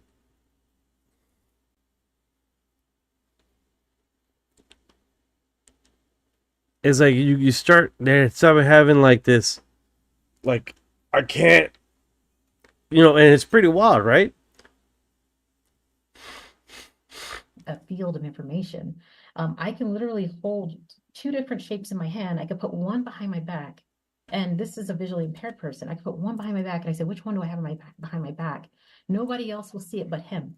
And so it makes you think it is some sort of a consciousness thing at that level. Let's go to Harry in Port Huron, Michigan, wildcard line. Hello, Harry. Hey, I'm blind person number 2 calling in. I'm glad you got in, John. That's for sure. I'm a little different than his situation. I was born this way, premature birth. There's a lot of us out there. And the Sandra has arrived. Here, I guess a very simple question. What have blind people that have never seen been able to do? Tell me specifically, what kinds of things have they been able to do that they haven't been able to do before? Okay, so I love this question.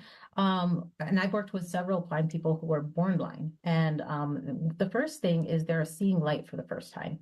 And it doesn't take very long. It takes sometimes it takes a few minutes just to be able to see light. And so that's the first Hold on, I got her up here. And then I get them used to being able to see the different wavelengths of light, which is color. And this is next level. What color looks like. It's different than what they expected. Then they start to see depth perception. They're very shocked. So this one guy, he was born blind, and the first thing he kept saying was, I hope one day that I'm going to be able to read. And I remember thinking, I'm going to save that in the back of my head because I'm going to get him to read this week. And so the first thing that started happening is he started seeing the colors, and then he started seeing shapes. And I remember he was in a hotel room, and he said, "Hey, Dahlia, what is that across the hall? It looks like a rectangular shape." And of course, like by then, I've kind of taught him shapes and stuff. And I said, "That's actually the TV." And he's like, "Wow, so that's what it looks like." And so he gets up and walks. And as soon as he walks, it looks as if the TV moves to him. And he's like, "Whoa, it looked like it just moved." And I said, "Oh yeah, that's depth perception. So it actually, when you're moving, the object looks like it's moving." And he's like, "Oh my gosh." And so we would go by a mirror, and he would see his reflection, and he's shocked about that. He's shocked. I remember once I left and I came back. He goes, Dahlia, what is this? It's been following me all day. And he kept pointing to it. And I said, oh, that's your shadow. He's like, that's what a shadow is. And then I ended up, I always like to take them out to the stores, and I call it like just a field work. And so they'll start to see like the colors and everything that they know of, but they've never actually seen before. And so, for example, I remember taking. Hold on, this part right here. She's reading. She's done covered her eyes.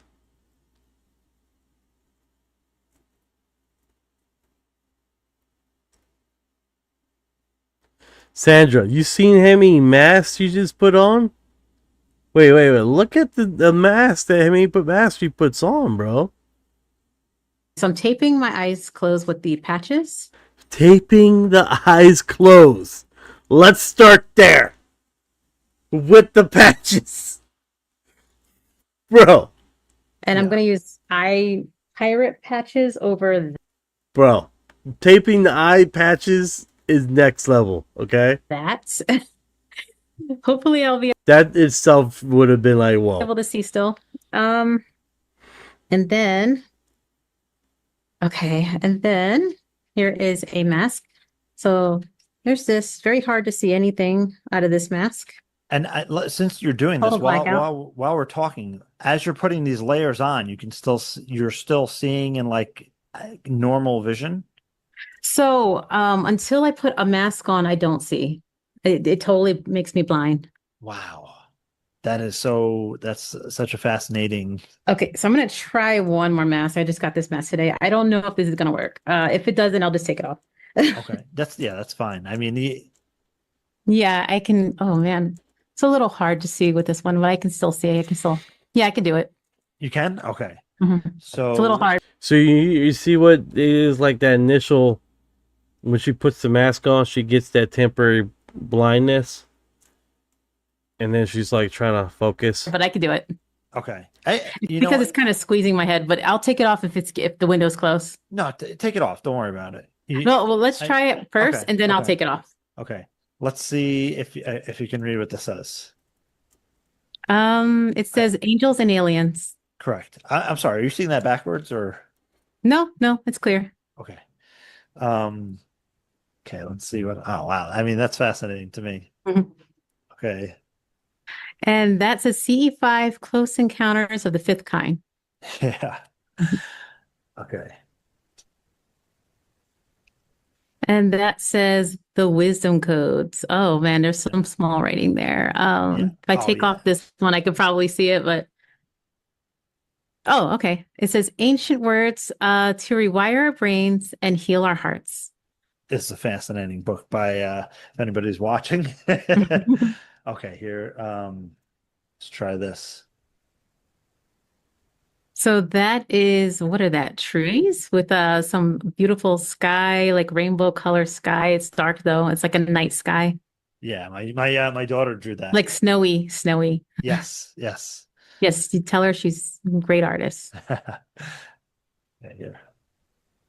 And that is a sunset on the like the ocean. Wow. And it has a nice, beautiful pink sky or orangey sky. Yeah. Something like that. I'm just so fascinated with this. And I mean, to some extent, we're on an honor system here. I can't see through your blindfolds, but it's I just want to so anybody watching this channel and right? No way. It's no fucking way, dude. It is no way she can do that. It's no fucking way. That's the first thing is like, what? Taping, masking, tape, mask.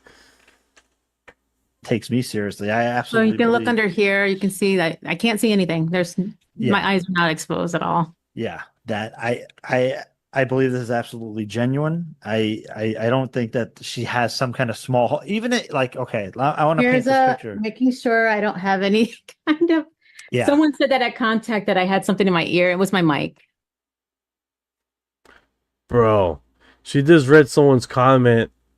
She literally just read someone's comment. And then responded to it. She read someone's comment and responded to it in real time. Bro! I gave my hand on Charlie Horse doing all that. Ouch.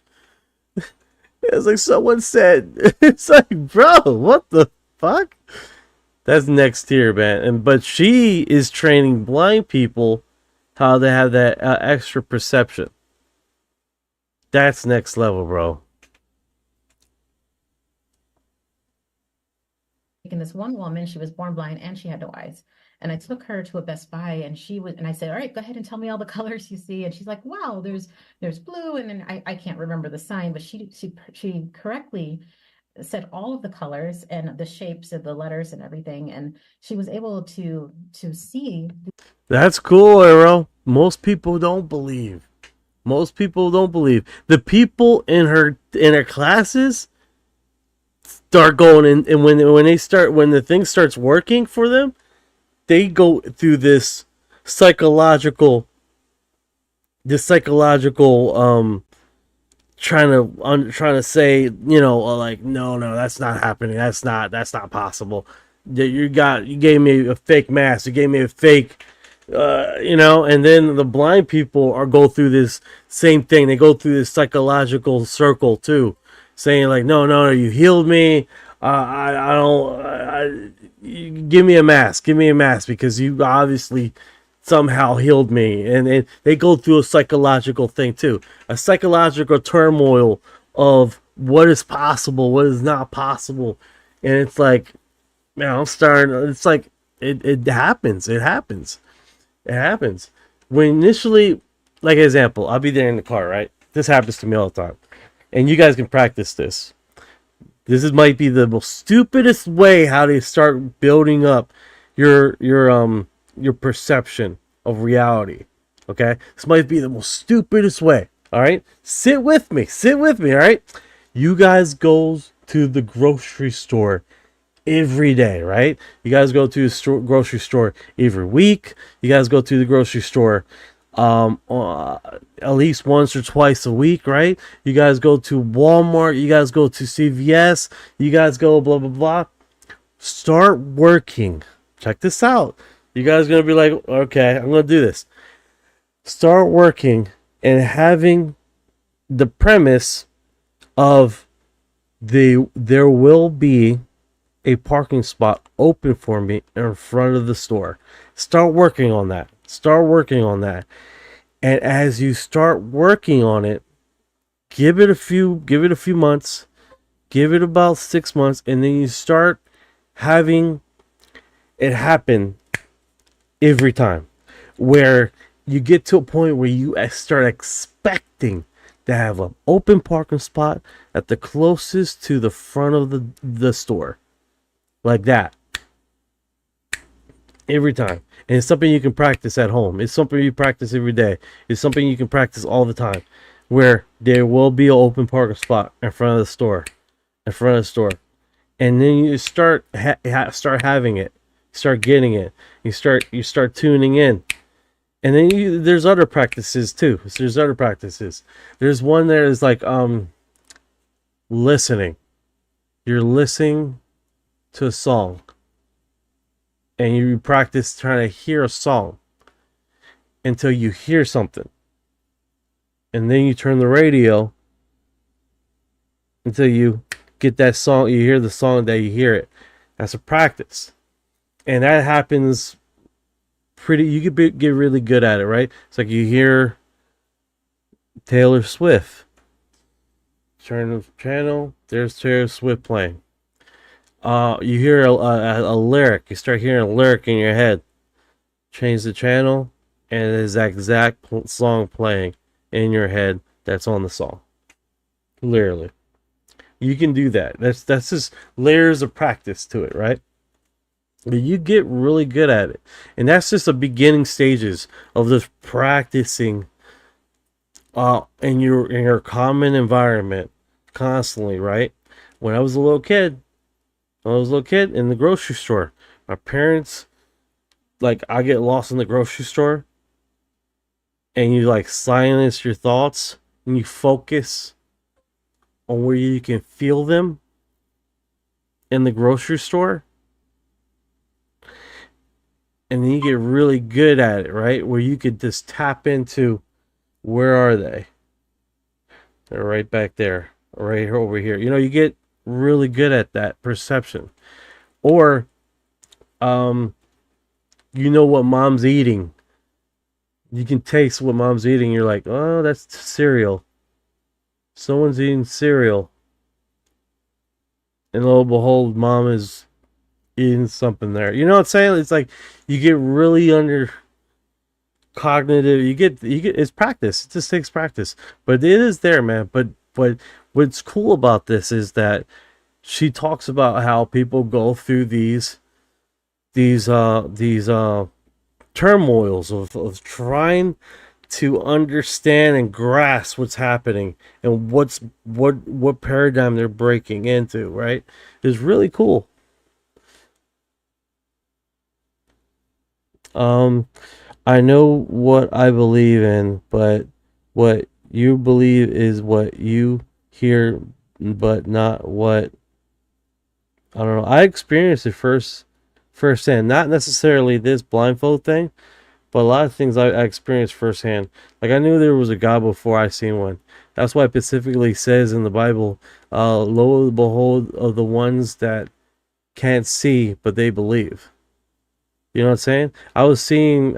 I see a lot of things way before I believed it, right? That was the biggest thing, right? You see ghosts, you can hear people's thoughts, and before other people understood, like I thought everybody could do that, And it's like, oh no, not everybody can do that. Not everybody can do that. It was kind of recognize it with vision. And so at first I teach shapes. And What's so up, they'll see the thief? shape and I'll tell them to describe it and have them feel it. And as soon as they feel it, they will know what the shape is and they will know what it looks like now. And then once they are really good with shapes and I give them letters for the first time, I say, go ahead and describe that letter to me. And I said, don't worry, it's just shapes. Use your shape language. Tell me if there's curves, angles, lines, and then they'll describe it. And then once they describe it, they'll say, oh, I see a curve at the top, a curve on the left, a curve on the bottom, nothing on the right. That must be a C. And I say, yeah, that's what a C looks like. Oh, and then afterwards, they won't need to describe it anymore. They just know what it looks like. And so they get to a point where they can read. So that one specific person I talked about, the very next day he was reading. And it was actually really hard for him emotionally. Great question, Jeremy Wolfart. I think you can do is we transfer. Let me check it out. We transfer, and you do retransfer, and you can send the code to someone that you can to get it analyzed. Like example, if you send me a video, you put it through we transfer, and then you put settings, and we transfer on if you want me to download it or if I'm allowed to edit it, or you just want to let it preview, and you give me those permissions through we transfer. And that protects you, that protects me, and that protects your material, your recordings. So everyone's, you know what I'm saying? Because the last thing you want to do is have someone analyze it and take your material and act like it's their own. You see what I'm saying? So because if you've seen a UFO, if you've seen a orb or something like that, but you want to get it analyzed, you want to get it analyzed, but you don't want someone to take your footage and post it on TikTok or whatever and saying that it's their own. You know what I'm saying? I mean, you want to protect yourself. So we transfer is about the best way you can go about if you want someone to analyze it and someone that you trust. And if you want to give them permissions to download it or just look at the footage that you send them, you can do that we transfer. So that protects you and whoever is looking at your footage.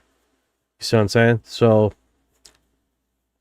and that's I would tell that to anybody. If you want to get your footage looked at or something like that, we transfer would be the way to go. Because then they go through a second party and look at your footage, and you're protected, he's protected, and also, and I believe when they use the code, and you get a notification that they're in there looking at your footage or looking at your thing that you sent in also. So that definitely, and I think it expires, like they got their certain settings like 24 hours.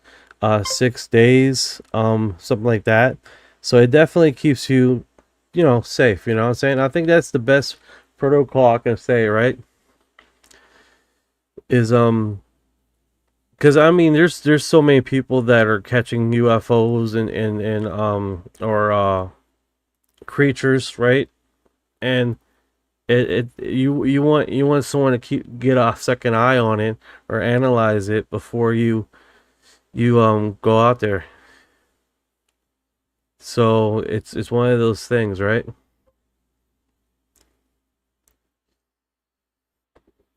What's going on, Lewis? It's like Lewis. What you believe our creator creates. Energy can't be created or destroyed. Yeah, I agree with that. Who's the wasp? Pretty lower face. Oh, Danielle. I think I posted her already. I put her name in there. I am talking about her quite a bit. She's teaching people how to see through the blindfolds. You know what I'm saying?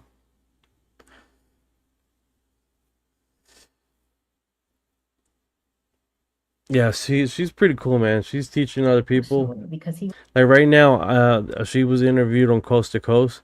Now, if you guys know Coast to Coast, man, that's like millions and millions of viewers, right? And she has like, she does touring stuff, and it's pretty wild stuff, man. was told as a child he would never read print. He would only be able to read Braille. And so when he found out, he was in his 40s, and when he found out, he said, "Oh, I gotta sit with this." And it took him a while to even tell his family, because he thought that they would be sad, like that they didn't get him help before. This kind of help, at least. They got him a lot of help before. And I said, "No, this happened for a reason. Because of you." I said, "This was meant to be because of you. People know that you could be born blind, you could be in your 40s, and you can still learn to read with vision." It was funny too, because the first thing he did was try to discount it. I said, "You're reading just like me." And he goes, "No, no, it can't be like you." And I said, "Why not? You're not smelling it, you're not touching it, you're not hearing it, you're just doing it by without doing any other senses." And he goes, "Huh, I guess there's no way around it. That is reading." And it just took him a bit to accept it. Dahlia, how important is consciousness to this? I think consciousness is the bigger part of it. I think in the beginning, it's our sensory system and we're amplifying them, but eventually something else takes over. So when I take it out of their field of vision, or if I take it away from their sensory system, something else takes over, as long as their mind doesn't know I took it out of their awareness. But what's interesting is once you become really good and you know that this is reality, like a person can see into another room because you've seen it and you've experienced it. Maybe I tricked you into experiencing it, but once you know it's your reality, you can duplicate it and you can do it over and over. Let's go to Super in Berkeley, California. Hi, Super. Hi, George. Hi, Miss Delia. You're going to have to spell out your name and website. You're saying it pretty fast, and Delia's could be spelled several different ways. But anyway, I'm almost 50, and I have ROP, so I've been blind my whole life. And I'm a proficient Braille reader.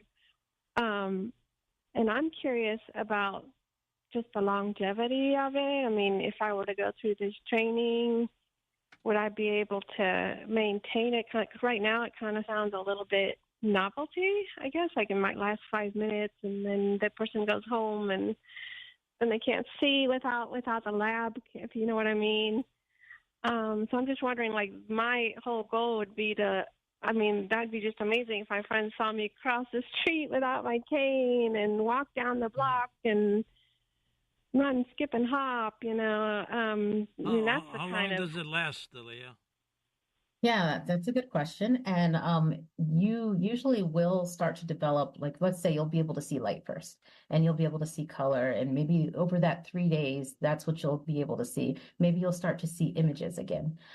Usually you will stay at that level unless you continue to progress. So the progression happens when you are doing something more difficult. And so once you're able to kind of see images and shapes and things like that, then I will kind of progress you and help you to see at a distance. And so anyway, usually my students that are visually impaired, they actually don't tend to lose it. It's usually people that use a blindfold that have vision.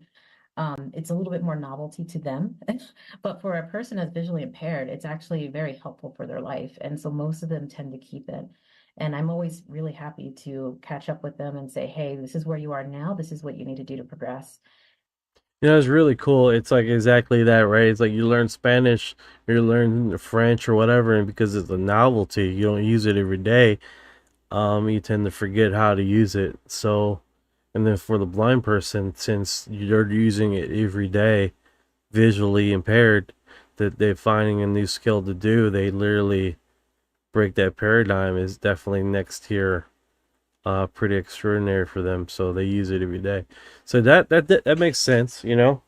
All right, so I figured I touched on that. Let you guys basically see that. It's pretty wild, right? I'm getting a notification here, like do something. What's going on here? I'm like trying to. There we go. It's pretty wild stuff, man. All right, so this one is the government UFO discloses the truth of service deception. What is Trump administration hiding behind UFO disclosure? Why is President Trump a former President Obama? Will all their disagree, agree, or public extraterrestrial narrative at the same moment in time? What's going on, Ninja in the house? Haven't seen you in a little bit, brother. Time!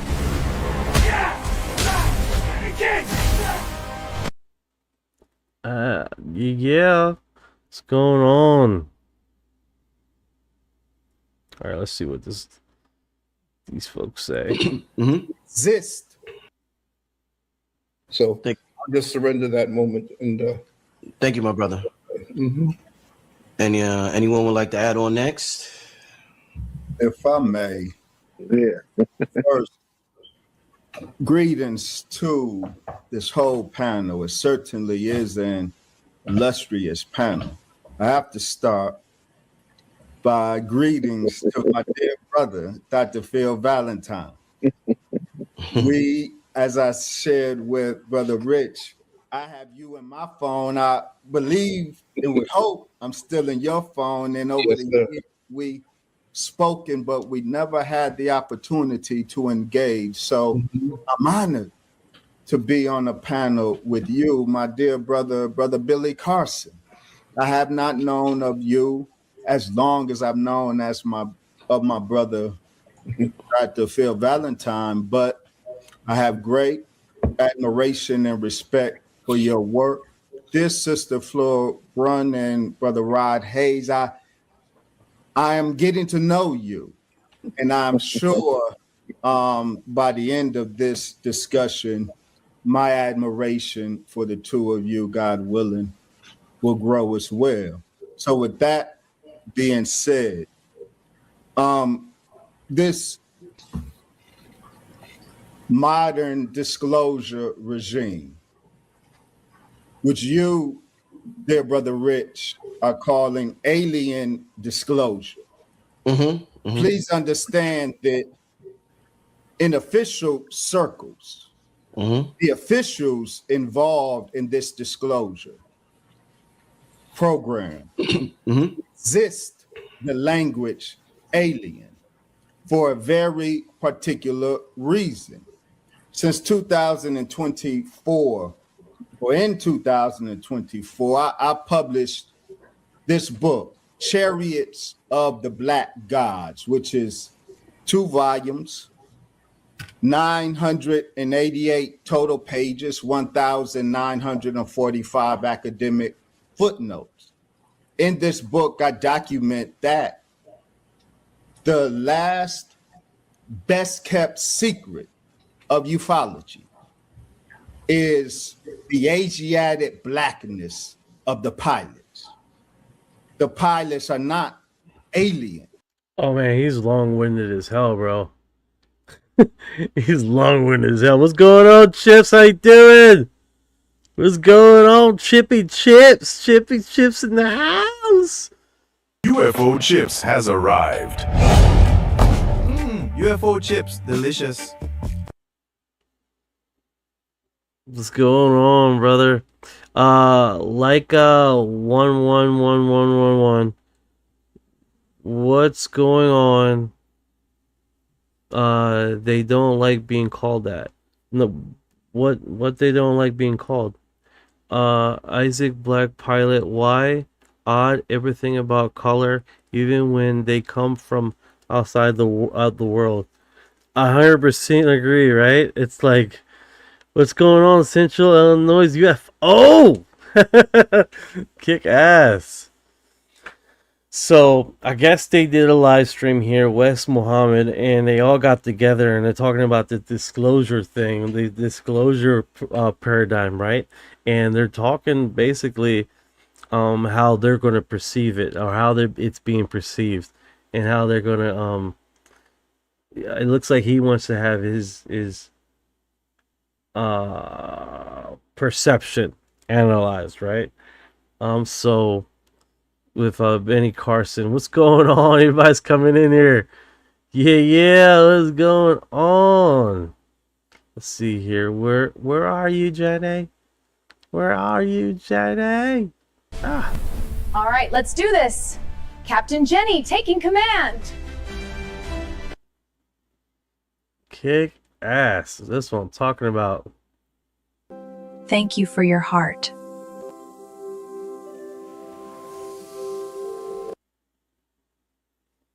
Did Toe know King of UFO is my dad? He lives with me. He has dementia and forgets to take his meds. Oh man, you're bringing that back. Oh, I shouldn't have even made a video of him. I should have made a video of him. Because now, got you started with that, man. Could be nothing, but I thought it could. Check out. Cool. Yeah, just send me do the WeTransfer thing and send me a code, brother, and we get the analyzing it and stuff. That'd be cool.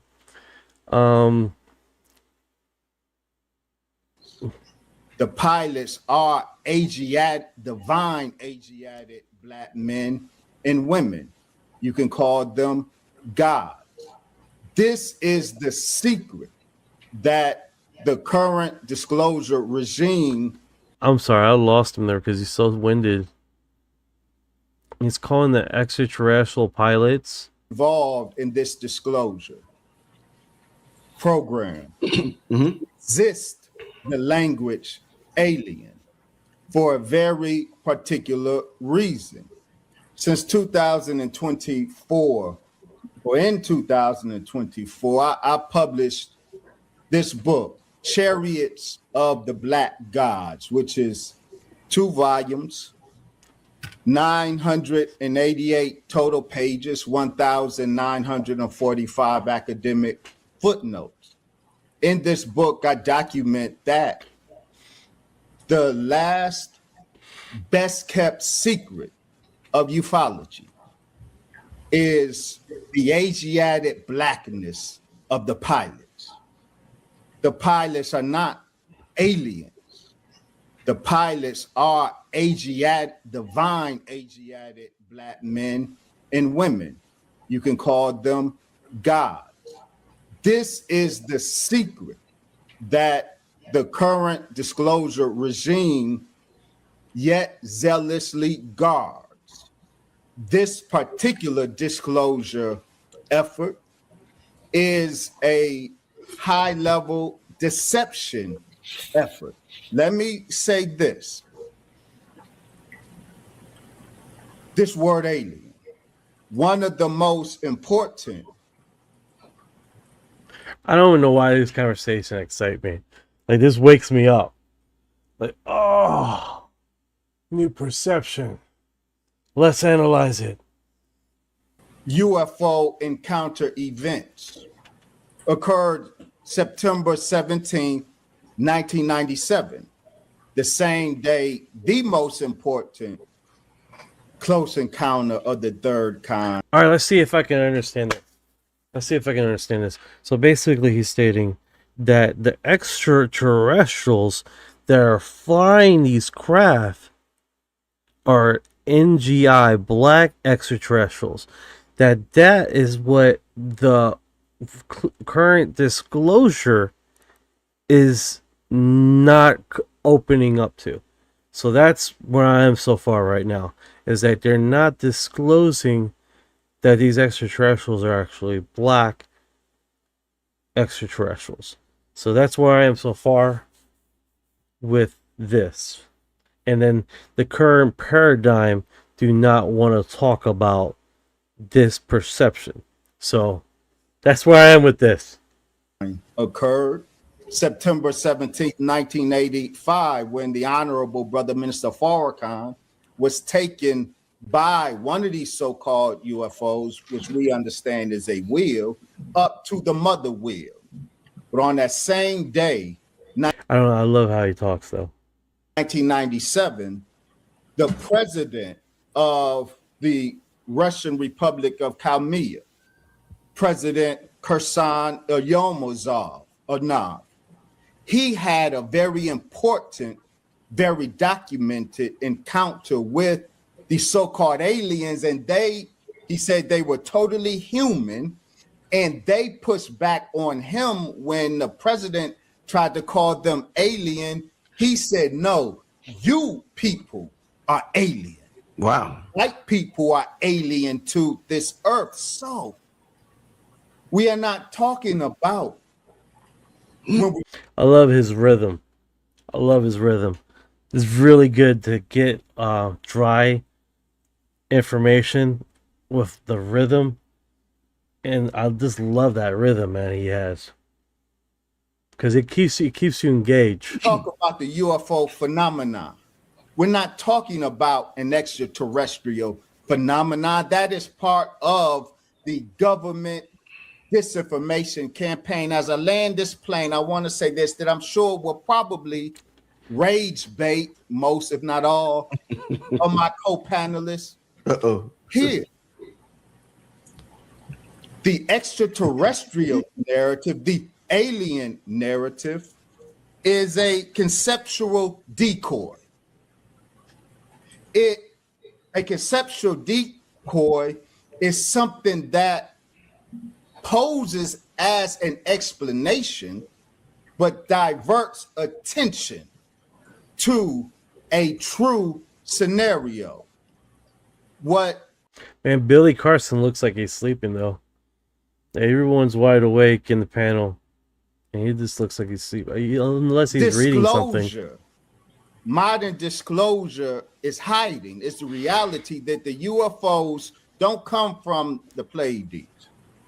They do not. Not these that have been intruding upon U.S. airspace for decades now.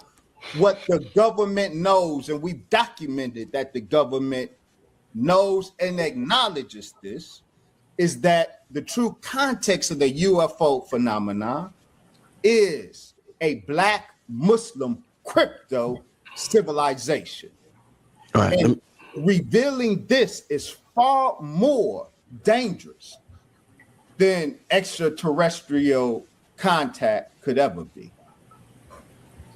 All right, LeBron, you want to? Yes, I'd like to also commend Dr. Wellesley. Speaking of the Asiatic brown extraterrestrials and what we. Okay, that's where it ended. Chariots of the Black Gods. That's the Black Pilot, and then the second book is Chariots of the Black Gods, UFOs, and War of, man, these are wars. Armageddon. Pretty perceptive there. It's different, right? That's another thing. The black aliens we don't talk about nearly enough, right? The one encounter on the military base that they had, basically they look like very black, right? They looked like newts. Basically, the complexion was a very dark complexion, much darker than what we know here, the blacks here, right? So, and then of course it's like extreme colors, right? You have the tall whites that were very pale, like they never seen the sun entire life, pale white. So yeah, I mean, that's like in every other civilization, every other location, they got different colors, right? There's not one paradigm. I mean, the what was cool is like what came across to me, and we was talking about it, made me remember of basically the reptilians that show up to this guy in Brazil, and he had like a few depictions, and one of the depictions, right, it was a green reptilian female with a very elongated neck. I did cover that. Let me put this in the the little Discord I have here.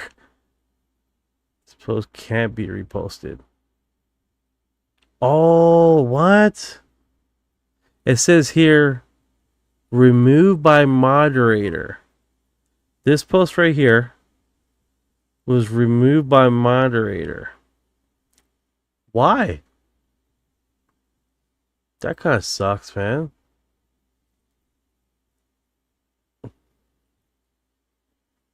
And we go to the moderator. They didn't like that shit at all. Yeah, they do that a lot, don't they? Damn it. We just watched something that was deleted or removed.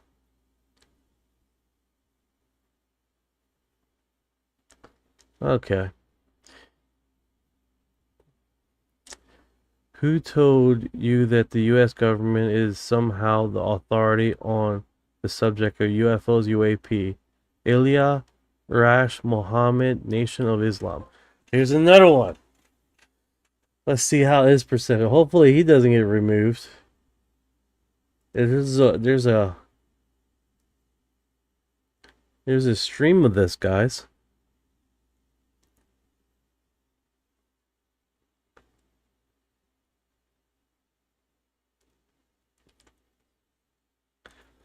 Prime 100%.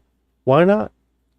Why not? We got I don't think as intelligent as people think these creatures are, that they don't have conflicts, they don't have arguments with other civilizations. I'm sure they do. I mean, you can be the most intelligent person in the world and still have conflict and disagreements. Especially if it's like territorial or anything like that. Especially with space. And if it comes from the perceived notion of protection, right? Or for your civilization. And I think a lot of these extraterrestrials, you know, that are encountering us or that are talking to us,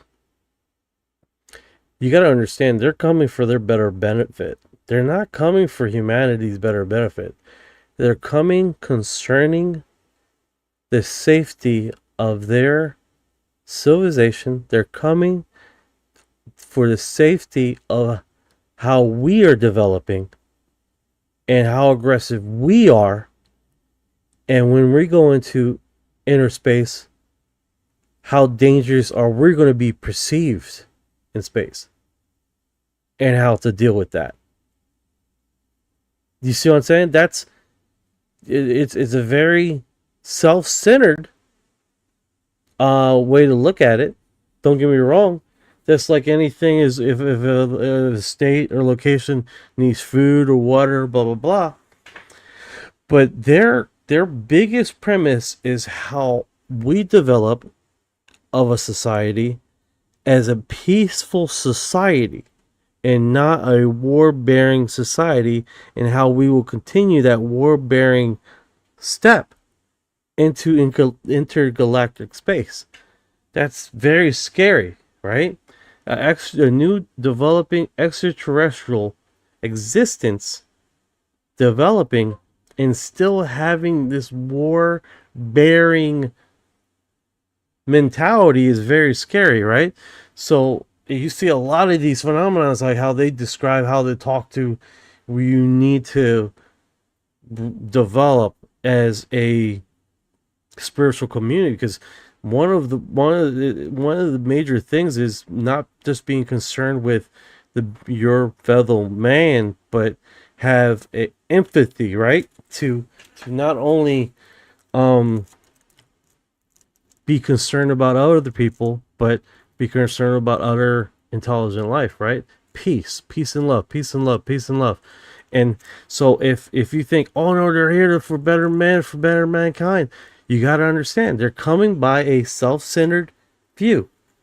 They do not want a war-bearing society fly into space with that kind of mentality. That's very scary, right? They're waging war there. They're going to wage war out there. They want us to learn to be peaceful and loving here, so we can take that as we go to space. So, I mean, that perceivably is the major concern with a lot of these societies, and why I believe that this Galactic Federation thing, if it exists, is their primary agenda: to save life, to harbor life, and to keep life safe in the galaxy, right? So if any of those rules are threatened, they need to proceed in very cautionary, very deliberate movements to make sure it doesn't affect the rest of the paradigm of other societies. Because we're just not talking about one planet at this point. We're not just talking about one intelligent life. We're talking about other civilizations. So that's the biggest thing with the precursor of this, right? That they're concerned over development because they're coming by their personal reasoning. They're coming from their personal line of protection, right? So, I mean, you gotta understand like this, right? Not one human being, one creature does this without no self-motivation, right? They're coming by a very selfish motivation, which is their safety. Their safety, their future safety, their grandkids' safety.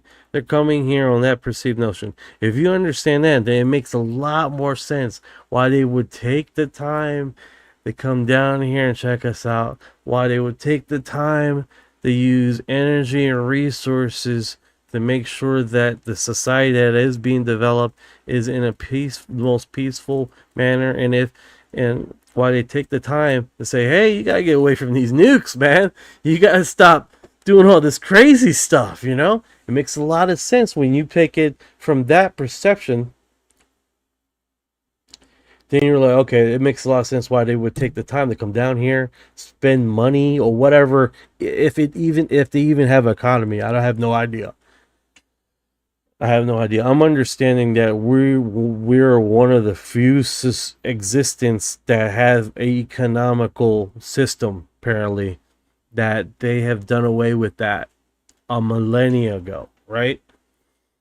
So that I don't know if that's the best way to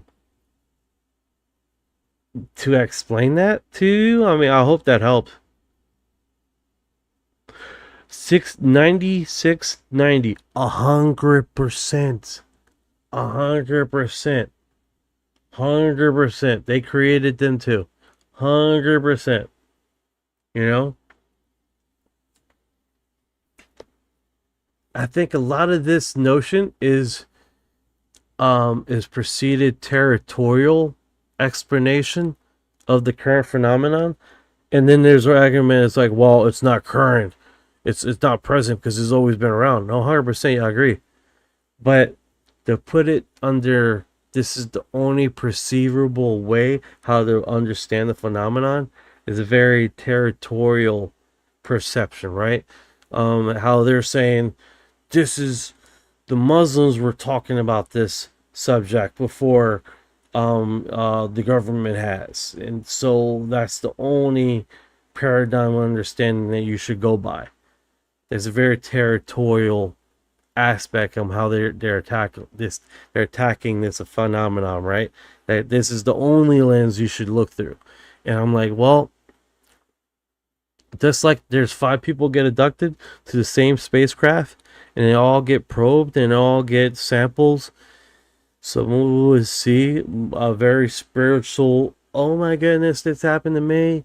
Then some people see a horrific, traumatizing event of being strapped down to a bed and getting poked and prodded, and and then other people will perceive what is actually happening, and they're looking at the other people being affected, and some people going into a comatose state why this same event is happening, and they're coming out and you're looking at the person like, I seen heaven. It's like, bro, you blacked out, bro.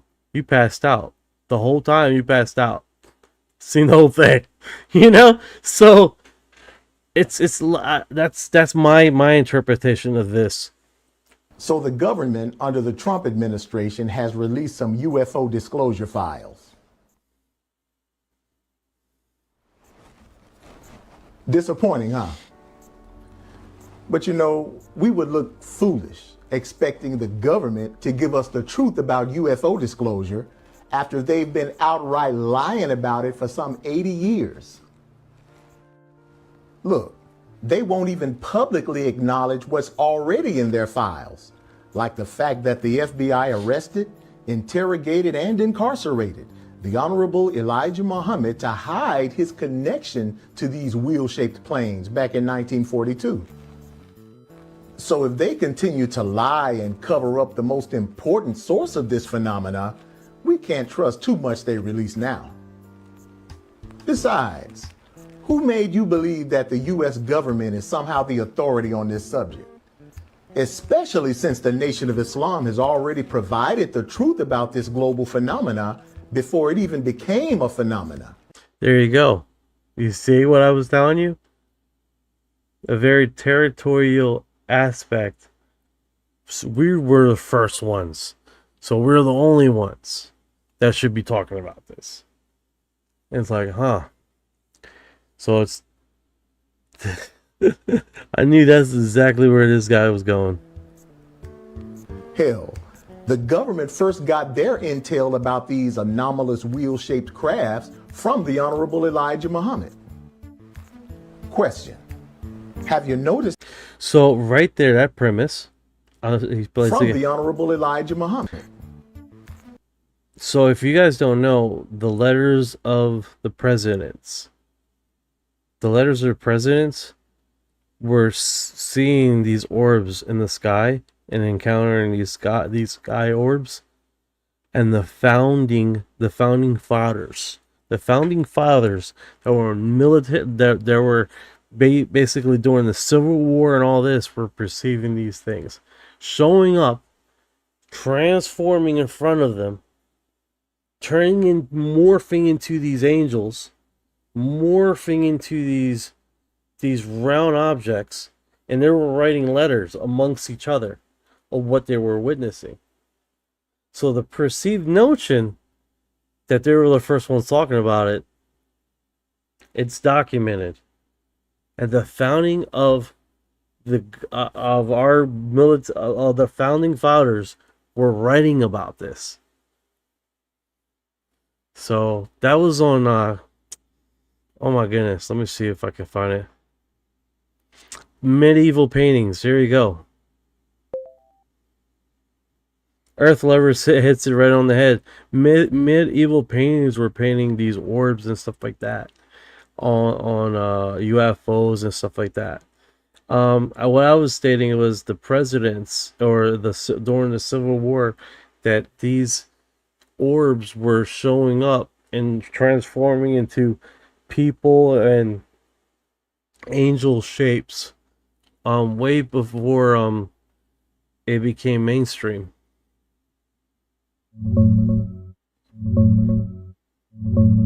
Hell yeah, brother. Earth lovers hit that right on the head. Those medieval paintings are packed with orbs and disc-shaped craft.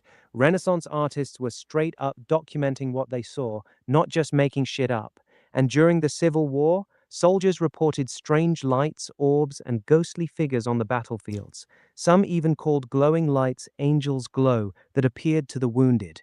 These things were transforming or showing up as angel shapes way before Roswell or modern ufology. It's all connected, man. Same phenomena across centuries. This is exactly why we gotta dig deeper.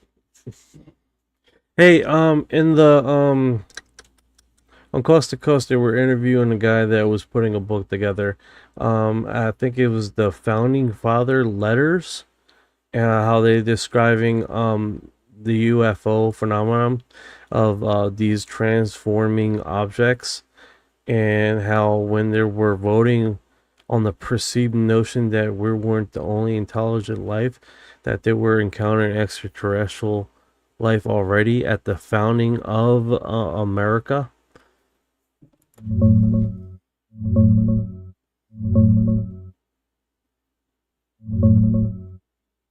Oh yeah, that's Tyler Gilraith on Coast to Coast.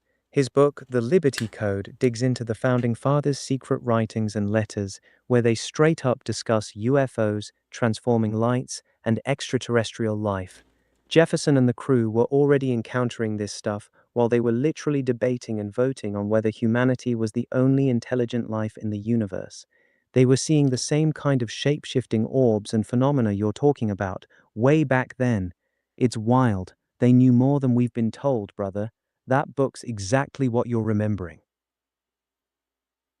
It's a great thing that we have Coast to Coast here, and I can literally get it here. So Yeah, man, Coast to Coast is a lifesaver. You can literally just put it on at night, and it's like having a direct line to the underground. No other show gets that deep, that consistently. yeah, this is definitely, now I listen to it almost daily. Hell yeah, same here, brother. That show's been the heartbeat of this community for decades. You got any favorite episodes or guests that really blew your mind lately? The Liberty Code. The Liberty Code, how founders' secret writing exposed the UFO agenda and coming alien crisis. $21 paperback novel on Amazon. I want to see if they got. Let me go into their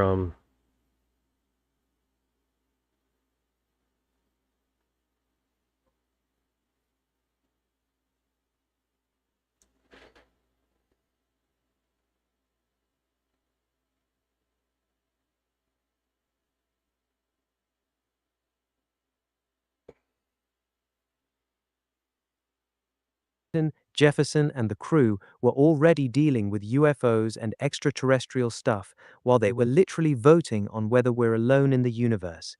You checking the Amazon page right now? What's it showing you, brother? Oh, okay, here it was September 13th, 2025. Damn, I thought it was like right around the corner, dude. That's the memory right there, dude. That is literally, I remember this guy, he was talking about this September 13th, 2025. That was a while back.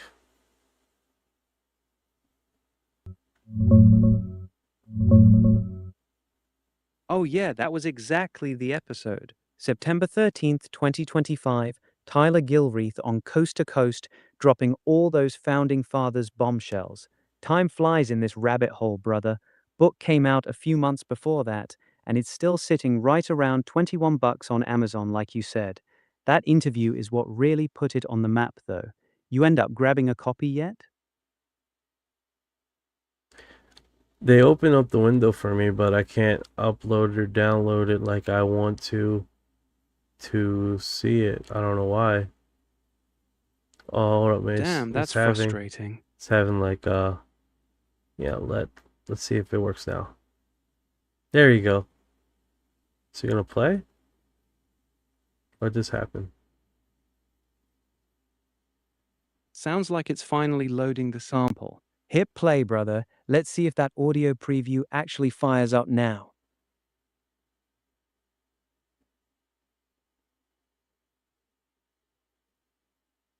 Now it does the little jump thingy and then it like sure closes.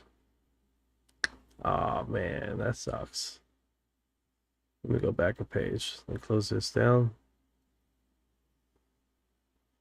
Yeah, that's annoying as hell. Go ahead and back out, close that tab, and let's try reloading the Amazon page fresh. Sometimes that little jump glitch happens when their preview server hiccups. Try it again after a full refresh.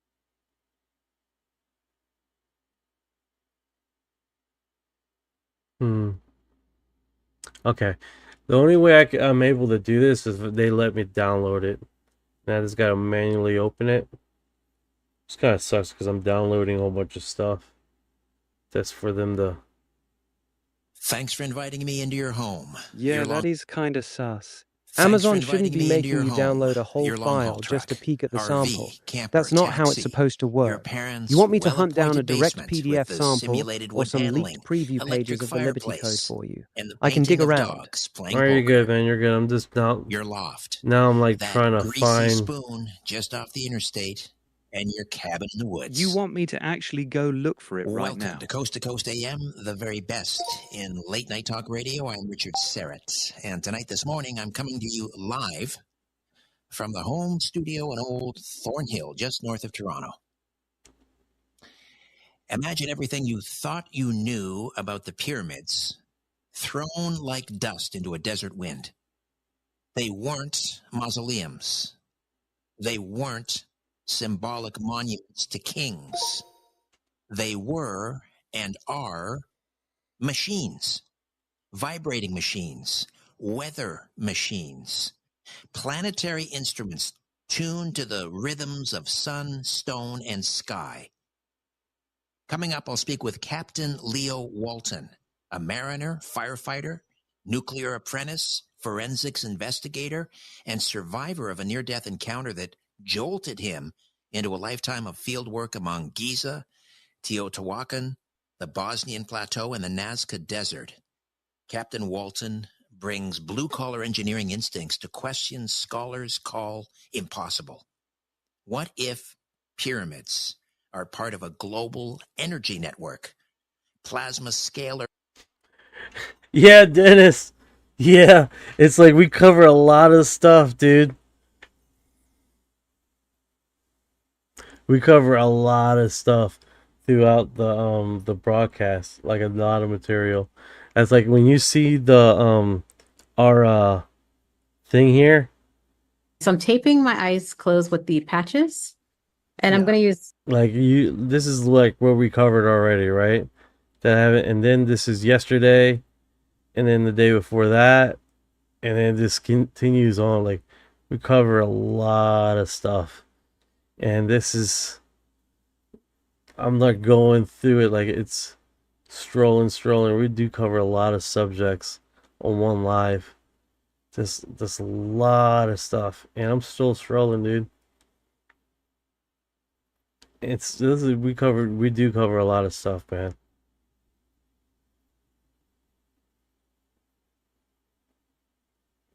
Like we stroll this for a while, man.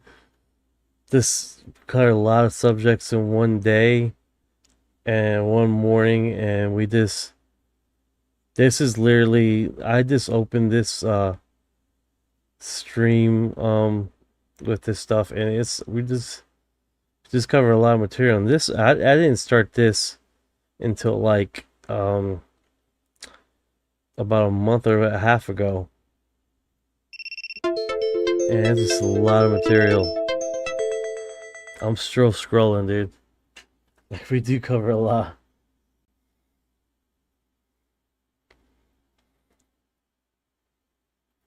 I'm like trying to look at the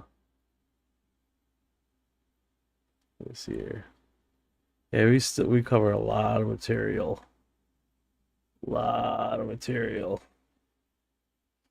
want to see this one here. I've just seen a face. Oh, it's her. Yeah, we caught a lot of material. I'll probably be here in the next 15 minutes. It's still scrolling. We cover a lot of stuff. It's nutty how much stuff we cover. And this in one broadcast. I'm trying to open my screen here. Here we go. Sorry guys, they requested for me to do the block thing. But yeah, we cover a lot of material, man, no joke. And one live stream we cover a lot of material and subjects, and this I think I finally made it to the end.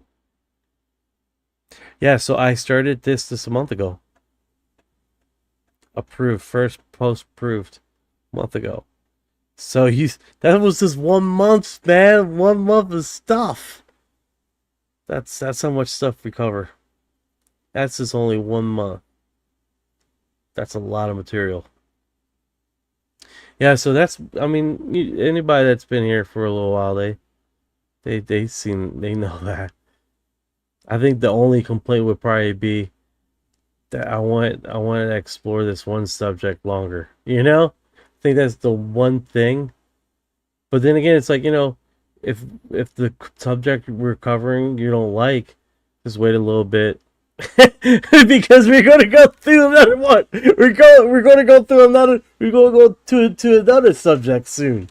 You know what I'm saying? Like, just wait for a little bit or come back a little bit, and next thing you know, we're in a different subject of the phenomenon.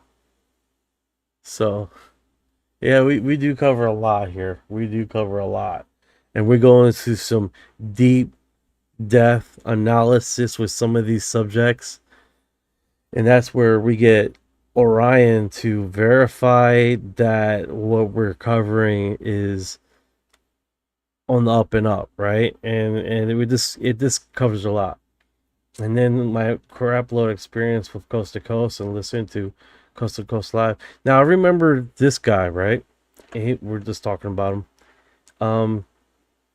That came on here, Richard Serrett is the Coast to Coast person that's running it to this live, September 13th, 2025. And basically the written books and stuff. Conduits that once stoked the sun and ended glacial epochs. What if the Nazca monkey encodes a Tesla-like 369 key? What if the papyrus of Ani is less funerary prayer and more technical manual? He'll explain how stone and geometry might bend air and weather, how ancient maps align to constellations, and why overlooked pioneers Amelia Edwards and Agatha Christie matter to this story. He's launched a new paradigm pyramid research project and recently penned the Giza Park Protocol, How to Start the Sun, a field manual that reads like instruction and warning both. That's coming up in hours 1 and 2. In the second half, what if America's founding fathers left behind not just a republic, but a code, a warning encrypted in their letters, diaries, and debates, a code pointing to an otherworldly threat that could one day test not only our sovereignty, but our very faith? That's the thesis of The Liberty Code, the startling new book by author Tyler Gilreath. Tyler begins with the 2023 congressional hearings on UAPs, where military pilots like Ryan Graves and David Fravor testified to objects defying physics, and intelligence whistleblower David Grush alleged decades of government cover-ups. But Tyler doesn't stop at modern encounters. He rewinds to the 18th century, where George Washington mused about inhabitants of other worlds. Jefferson reported luminous flying objects, and John Adams speculated on cosmic beings in his private writings. Were these musings philosophical curiosities, or encrypted warnings about a deception from the heavens? Tyler argues the founders, many steeped in scripture and secret societies, grasped something profound. UFOs are not merely metallic craft, but part of a spiritual war, a masquerade designed to erode liberty, faith, and truth. We'll explore whether the founders foresaw the great alien crisis of our age and whether America still has the discernment to face it. But coming up first, Captain Leo Walton says pyramids aren't tombs, they're climate control machines. Ancient texts aren't myths, their technical manuals. Welcome to the Audio Imaginarium. Come on in, weary traveler, hang your cloak on a peg, grab a stool, and come gather around the fire. There are stories to be told, and you are among friends. I'm Richard Serrett, and this is Coast to Coast AM. Why don't you stay a while? Yeah, so this part, this hour, these 2 hours, it's basically the guides covering it. And what I wanted to talk about is the book of Tyler that talks about the founding fathers' letters. That's how they were talking. But yeah, like let me download it now. Got it downloaded. Gotta just open it up. Tyler Gilreath is an investigative theologian specializing in angels, giants, UFOs, ancient civilizations, and the cosmic battle for humanity's soul. His acclaimed works include Gospel Over Gods, Jesus Christ, the Fallen Angels, and the Supernatural War of the Bible, Gate of the Gods, Revelation, the Messiah, and the Second Coming of Babylon, and his latest, The Liberty Code, how the founders' secret writings expose the UFO agenda and the coming alien crisis. They blend rigorous historical analysis with theological insight to challenge conventional views on extraterrestrial phenomena and spiritual warfare. Drawing from biblical exegesis and modern UAP disclosures, Tyler equips readers to discern deceptions in an era of unfolding cosmic revelations. Tyler Gilreath, welcome to Coast AM. How are you, sir? Richard, I'm doing fantastic. It's an honor and privilege to join you on Coast to Coast, and looking forward to getting into some very interesting and overlooked topics about the UAP phenomenon. Absolutely. Yes. Who would have thought that George Washington, Thomas Jefferson, John Adams, even Benjamin Franklin were interested in UFOs? What specific references in George Washington's private journals indicate his awareness of inhabited? Yeah, he only has 747 followers. I just hit 10,000 followers on Facebook. Just recently. All right, back to Liberty Coast. That's how you get famous and make these books. Of other worlds. I mean, what did he have to say about it? Yeah, that's a fantastic question. And just to kind of, lay the groundwork here, I, like many of the listeners, have a deep interest in this topic. And so I started wondering, how far back does this go, at least in America? And so when I was doing some investigation for my latest book, The Liberty Code, I didn't expect to really find anything, quite frankly, from the 1700s, 1800s, that really hasn't been talked about. But to my shock and awe, there is some information that I try to bring out in my latest book that is very important to unpacking this very convoluted and deep topic of UFOs. And I'll just kind of take you back to some of the scenes that I uncovered, and I want to share, with the audience tonight.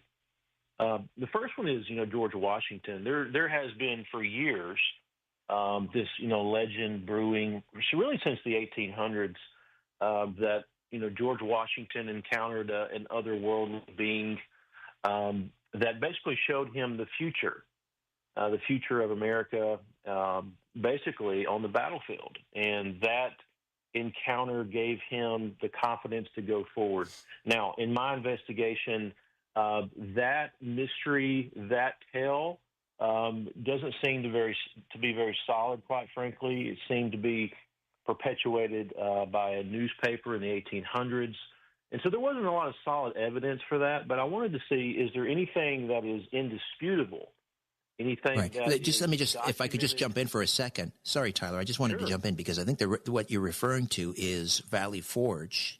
It was like the winter of 1777, I think, and there is some who say that George Washington saw this, I don't know, kind of an ethereal, kind of a woman, bright, shining, ethereal image of a woman.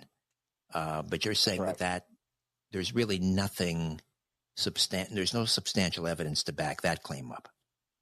Yeah, the evidence came many years later, where essentially, it was written in a newspaper that.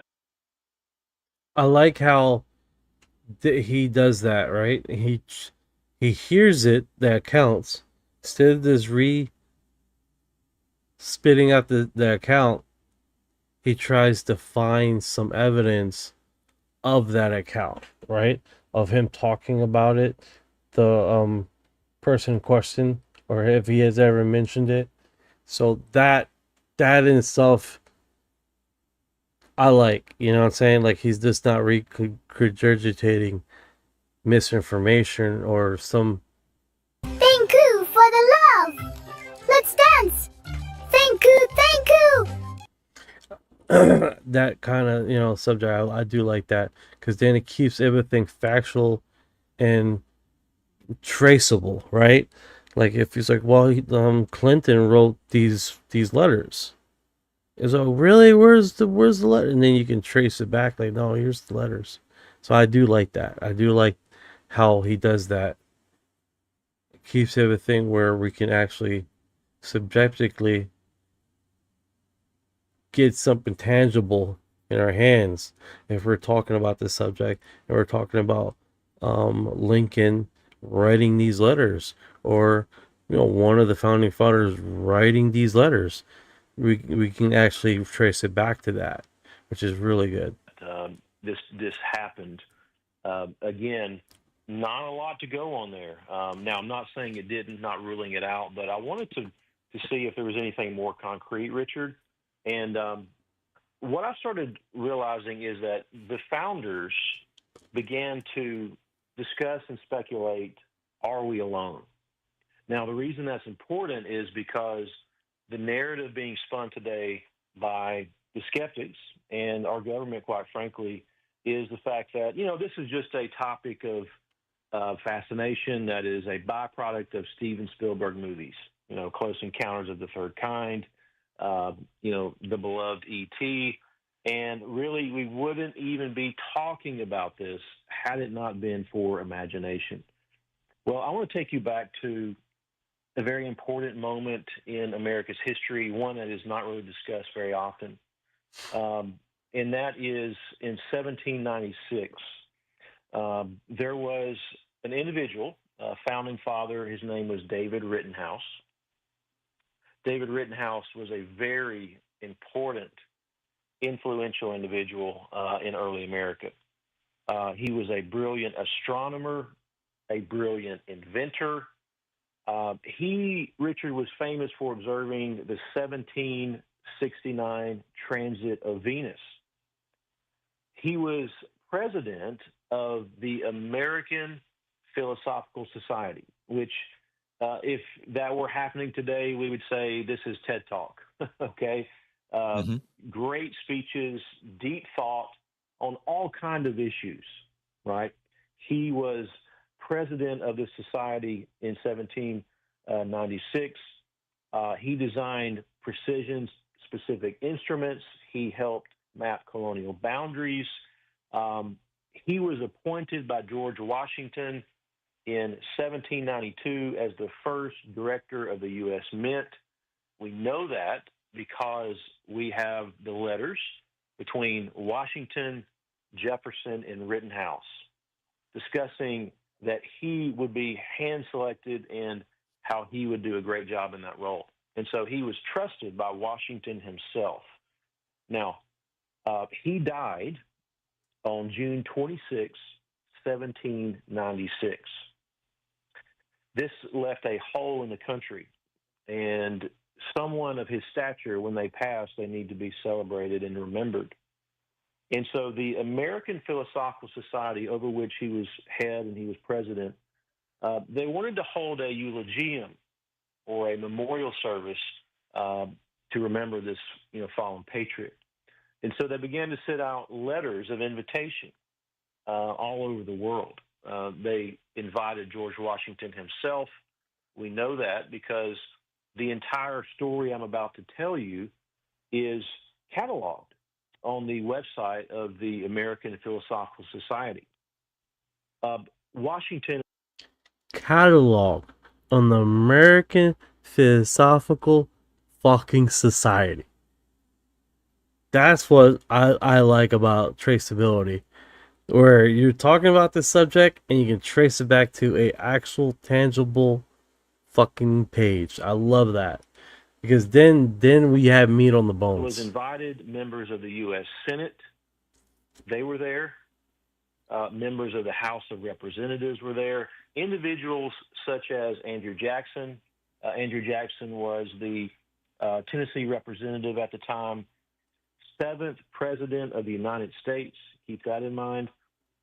James Madison was there. He was the Virginia representative, 4th President of the United States. You had Aaron Burr, who was the VP under Thomas Jefferson. And so you had all of these high-level individuals in early America, as well as foreign diplomats who would travel many miles to attend this, eulogium. And you also had the nation's top scientific minds. Now, before I delve into those details, what's amazing about this is it's very similar to what is happening today.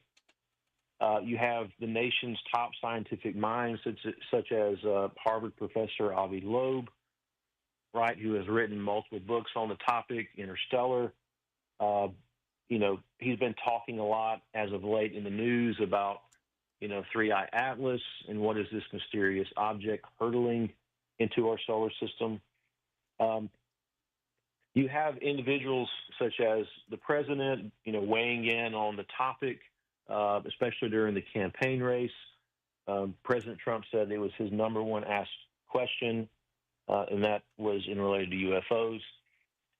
You have J.D. Vance, the vice president of the United States, who went on a podcast recently and said that he was, quote, obsessed with UFOs, and that he would take the entire August recess to dive deep into the UFO topic, right? And so you have all of these political figures. You have Anna Paulina Luna, other Congress women and men, the UAP hearings that are underway. We just had one on September 9th, where you had the U.S. House Task Force on the Declassification of Federal Secrets. Their goal is to restore public trust through UAP transparency and whistleblower protection.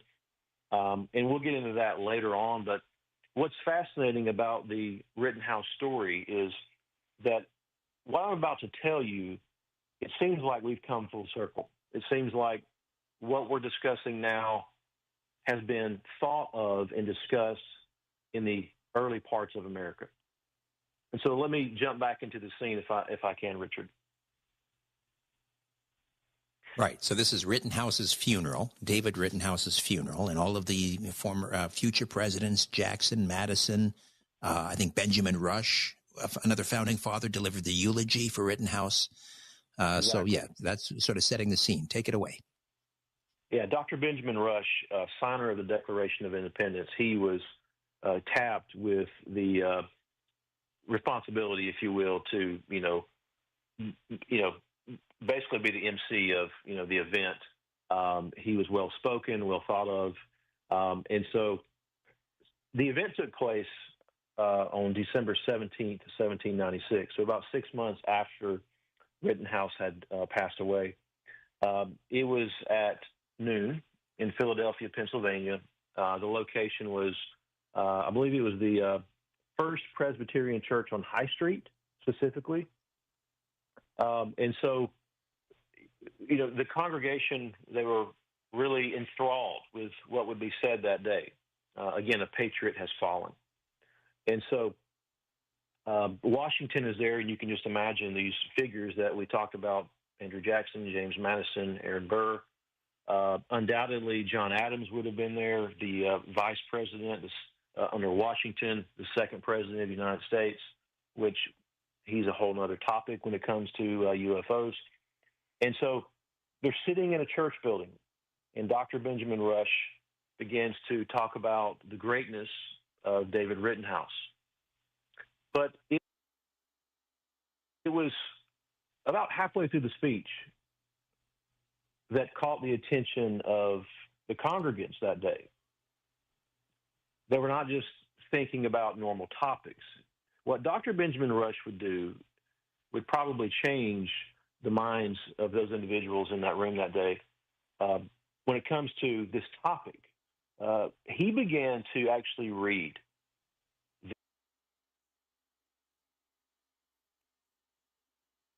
Look like we're having a little stoppage there.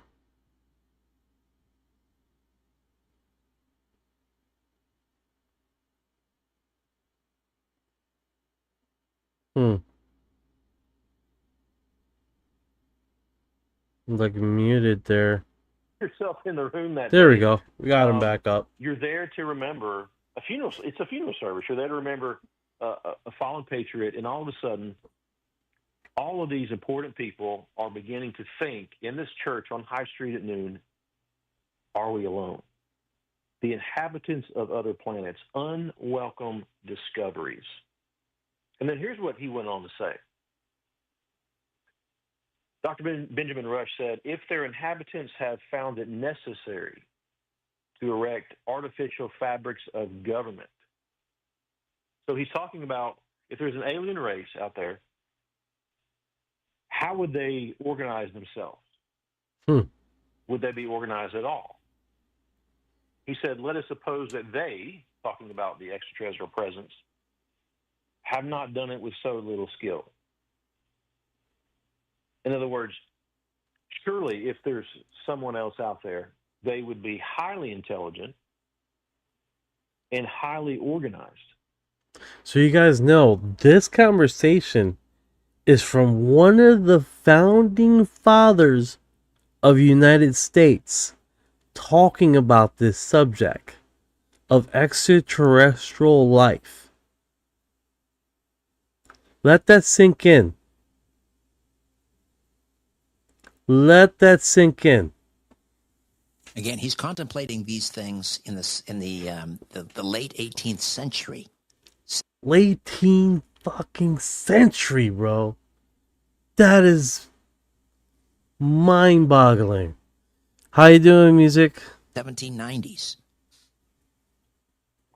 1790s. Exactly. Wow. And so he goes on to hope that their statesmen, the extraterrestrial presence, their patriots, their kings, in other words, their power structures, who's in charge, who's pulling the strings, he hopes that they have good feelings for humanity. So, wow. Is this important? This is absolutely important. You know, the narrative being spun by our government is that this is a topic of modernity, one that would never have been entertained in the 1800s, 1700s. And what this document, this very important historical document, and I would say it is rare that we have such details. We have every word that was spoken that day by Dr. Benjamin Rush. It is archived on the American Philosophical Society website. And when I came across this information, I was just blown away because this is not in the public dialogue. People. Yeah, it is not in the public dialogue. A lot of people don't know this, have no clue that the founding fathers of the United States were talking about extraterrestrial life, UFOs in the sky, being encountered by. It's that in itself is extra. And then there's not one founding father talking about this extraterrestrial encounters with these beings showing up on the battlefield, showing up in moments of deep interception. It's wild how that is unbelievable, and that's one of the things why I remember this interview so much, because this one was really good, and there was another one later on that month that really was intriguing because the other guy, I can't remember his name, of course, but he created one of the biggest UFO catalogs in history. And what the catalog was is news reports across the nation, article nations. So this is very, besides this person, that one is really perceived interesting because not only, let's say if you're investigating a story, right? If you're a UFO investigator, you're investigating a story of an event that happened in a local area. They have all the archive of local news in that area. You can literally search for the event and see if local news picked it up. And all those are archived. It's amazing data, right? At least from my research, weren't tracking on this. This is important. Right. And what a strange thing to bring up when you're eulogizing someone. I mean, if you're gonna hit all the high notes in someone's life. So obviously, if Dr. Benjamin Rush, a founding father, signature to the Declaration of Independence, is mentioning these things in Rittenhouse's eulogy, they must have been of utmost importance, these considerations to David Rittenhouse. Are we alone in the universe? Are they friendly? In a eulogy. Yeah, how would they be organized? Exactly. How would they be organized? Right. Would they have good feelings for humanity, or would they not? So yeah, truly fascinating. This scene, and I can imagine everyone in attendance that day on that cold, chilly December day in Philadelphia, Pennsylvania, 1796, would have left that eulogium, that memorial service, not just missing their beloved David Rittenhouse, but thinking soberly and seriously about the questions that he posed to those he left behind. And essentially, he's asking them to consider, are we alone? This must have been, obviously, then something that he discussed with George Washington, the president of the United States at the time. Had very similar conversations with Washington. Is there any evidence that they talked about these things at length? I could not find any evidence they did, but undoubtedly someone of his close kinship relationship with Washington would have had these conversations. I'll tell you something that's equally interesting, and this is probably more likely, I would say, because of the vice president being John Adams, Washington's VP. Now, let me preface this with this: I don't believe they had a great relationship. Washington and Adams had a great working relationship, but they were a tandem. They were America's first pair. And Tyler, I got to jump in here. Sorry for the interruption. We're going to take a quick timeout, bottom of the hour break, back with more of my conversation with Tyler Gilreath, The Liberty Code. Tyler Gilreath stays with us. The new book is The Liberty Code, How the Founders' Secret Writings Expose. Yeah, that's the book, Liberty Code. The Liberty Code. I basically have this saved on my desktop now. This episode. This is I believe this is the third hour of it. So it's the third and fourth hour. Oh, you just got the book? There you go. The Liberty Code. Yeah, it's definitely a really cool book, man. That is pretty cool, man, how these subjects come into public eye, and not a lot of people know about this. And it's definitely one of those cool, and it's one book after the next. I mean, one letter after the next, perceiving this phenomena that they were encountering. Yeah, it's definitely intriguing, bro. It's not enough people know about this. Absolutely not. But guys, it's like 12:10 a.m. in the morning for me over here. So thank you for coming by the live. Thank you for all the gifts, opportunity to hang by us, and over in YouTube. Thank you guys for the heated discussions you guys have. Trying to find I'm shutting down already. You guys have been awesome. I appreciate the hell out of you guys. And just keep on. And if you guys been here this long, you are disclosure. What